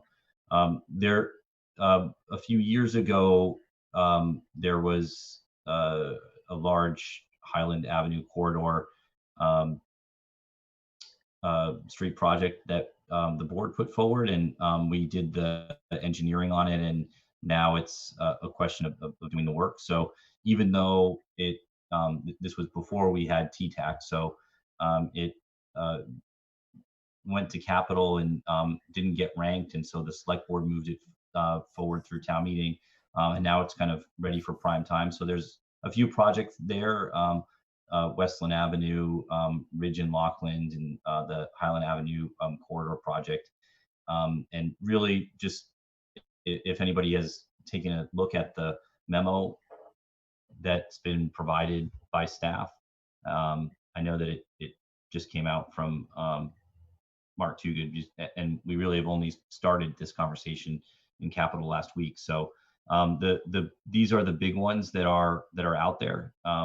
So if there's anybody that is in opposition, we will take that into account. Otherwise, I think it makes sense to move these projects forward.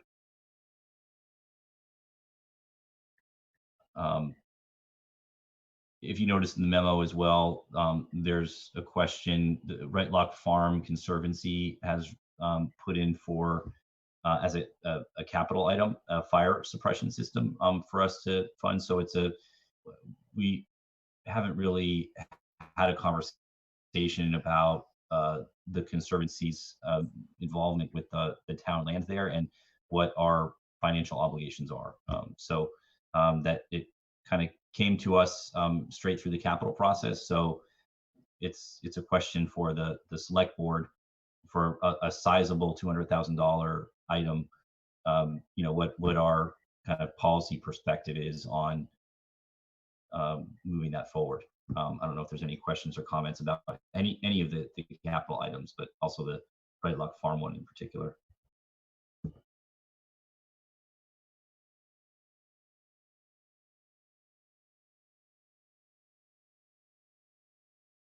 Well, I would say on the Right Lock Farm one that I was a little perplexed.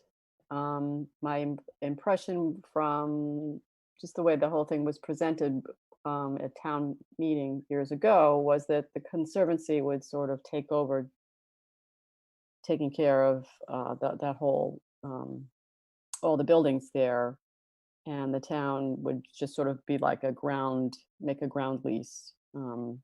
But that said, it's invaluable town resource, and we want them to be able to have whatever they need for, safety and fire suppression for totally wood buildings.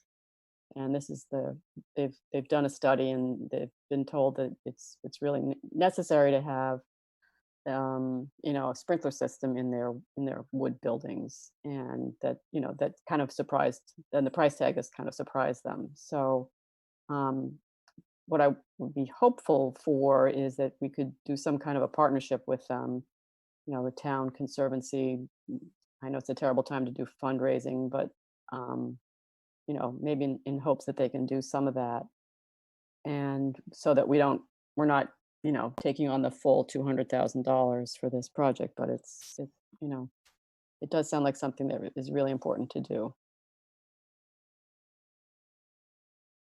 Yeah, I agree on what Ms. Verdicchio was saying about Right Log Farm, particularly the need. I mean, anytime that there's an issue about fire suppression system, it seems like it's part of life safety, obviously. So it seems, I know every capital project is super important, so I'm not suggesting that they aren't, but I guess I agree with Ms. Verdicchio's comment that if there's a way that we can assist with that, it seems, I would say, because it goes directly to life safety, pretty important. Also, because if anything ever happened there, that would impact, potentially the fire station that's right there, other properties. Thank you. So maybe on that capital item in particular, it's worthwhile for us to reach out to the Conservancy and see if there's a way for us to move forward, in partnership rather than straight line funding. Okay.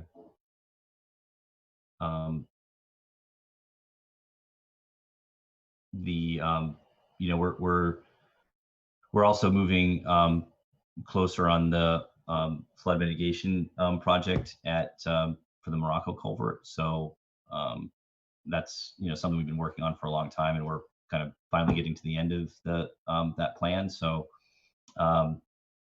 that's out there. Any questions or comments, Lisa? I don't know if you had anything.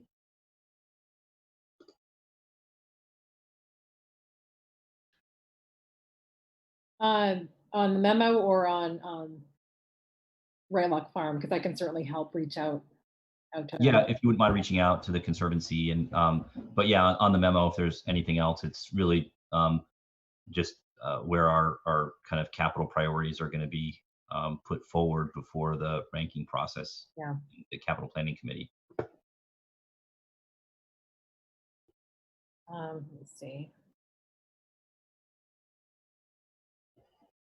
So actually, I'm trying to see where it is in this memo in particular, but try to schedule a finance committee meeting. So with the town hall project, I don't know if you know, there's like some moisture in the lower level. We're looking to replace the carpets down there. We're breaking out in phases. So the lower level hallway carpet project itself is about $80,000. And because it's probably asbestos, we actually would need to close the lower level for a whole week. I'm hoping to get that done sooner than later because we never know what's going to happen in the fall. So I'm going to probably go before FinCom the week of August 17th and ask them for $80,000 to do that first phase for the carpet in the conference rooms. And then get that project done sooner than later. Because if we wait for the regular process, then the earliest we can get funding would be fall town meeting. So just wanted to let you know that we're kind of pursuing that avenue as well. And then I know for some of these projects, like the Ridge Laughlin Road, that was kind of next on the line for a request for an earmark. We've been trying to get some funding every year through earmarks. We're not quite sure the status of earmarks at the state level this year, but we'll So we'll keep trying with that project as well.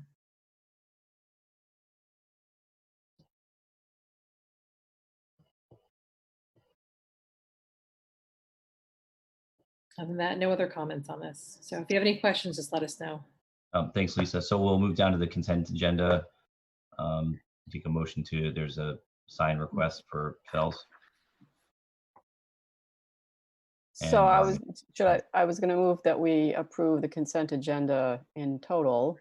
But if you want to do one at a time. No, we can take it as, unless there are, any comments or corrections on the minutes. No, we can take it as a whole. So I move that we approve the consent agenda as presented. Second. All in favor, I'll take a roll call vote. Jackie? Yes. Mariano? Yes. Amy? Yes. Susan? Yes. And yes for me. Motion carries unanimously 5-0. And do we have the Fletcher Fund request in as well, Patty? Yes, we do. What we're going to do is we need to close out of this meeting. We won't shut down. All of us will stay. WinCam will shut off. Sally will leave, and then we'll just continue the executive session. Okay. We'll take a motion to adjourn to executive session. I move that we adjourn to executive session, not to return to open session, but to adjourn the meeting from executive session. Second. All in favor, I'll take a roll call vote. Jackie? Yes. Susan? Yes. Amy? Yes. Mariano? Yes, can we just state the purpose of the executive? Oh, yeah. Oh, sure. For a Fletcher Fund request, discuss the reputation, character, physical condition, or mental health rather than the professional competence of an individual. Thank you. Okay, so we'll, yes, for me, motion carries unanimously 5-0. So we'll take a minute here just to. I'm sorry, do we leave? I apologize. Okay.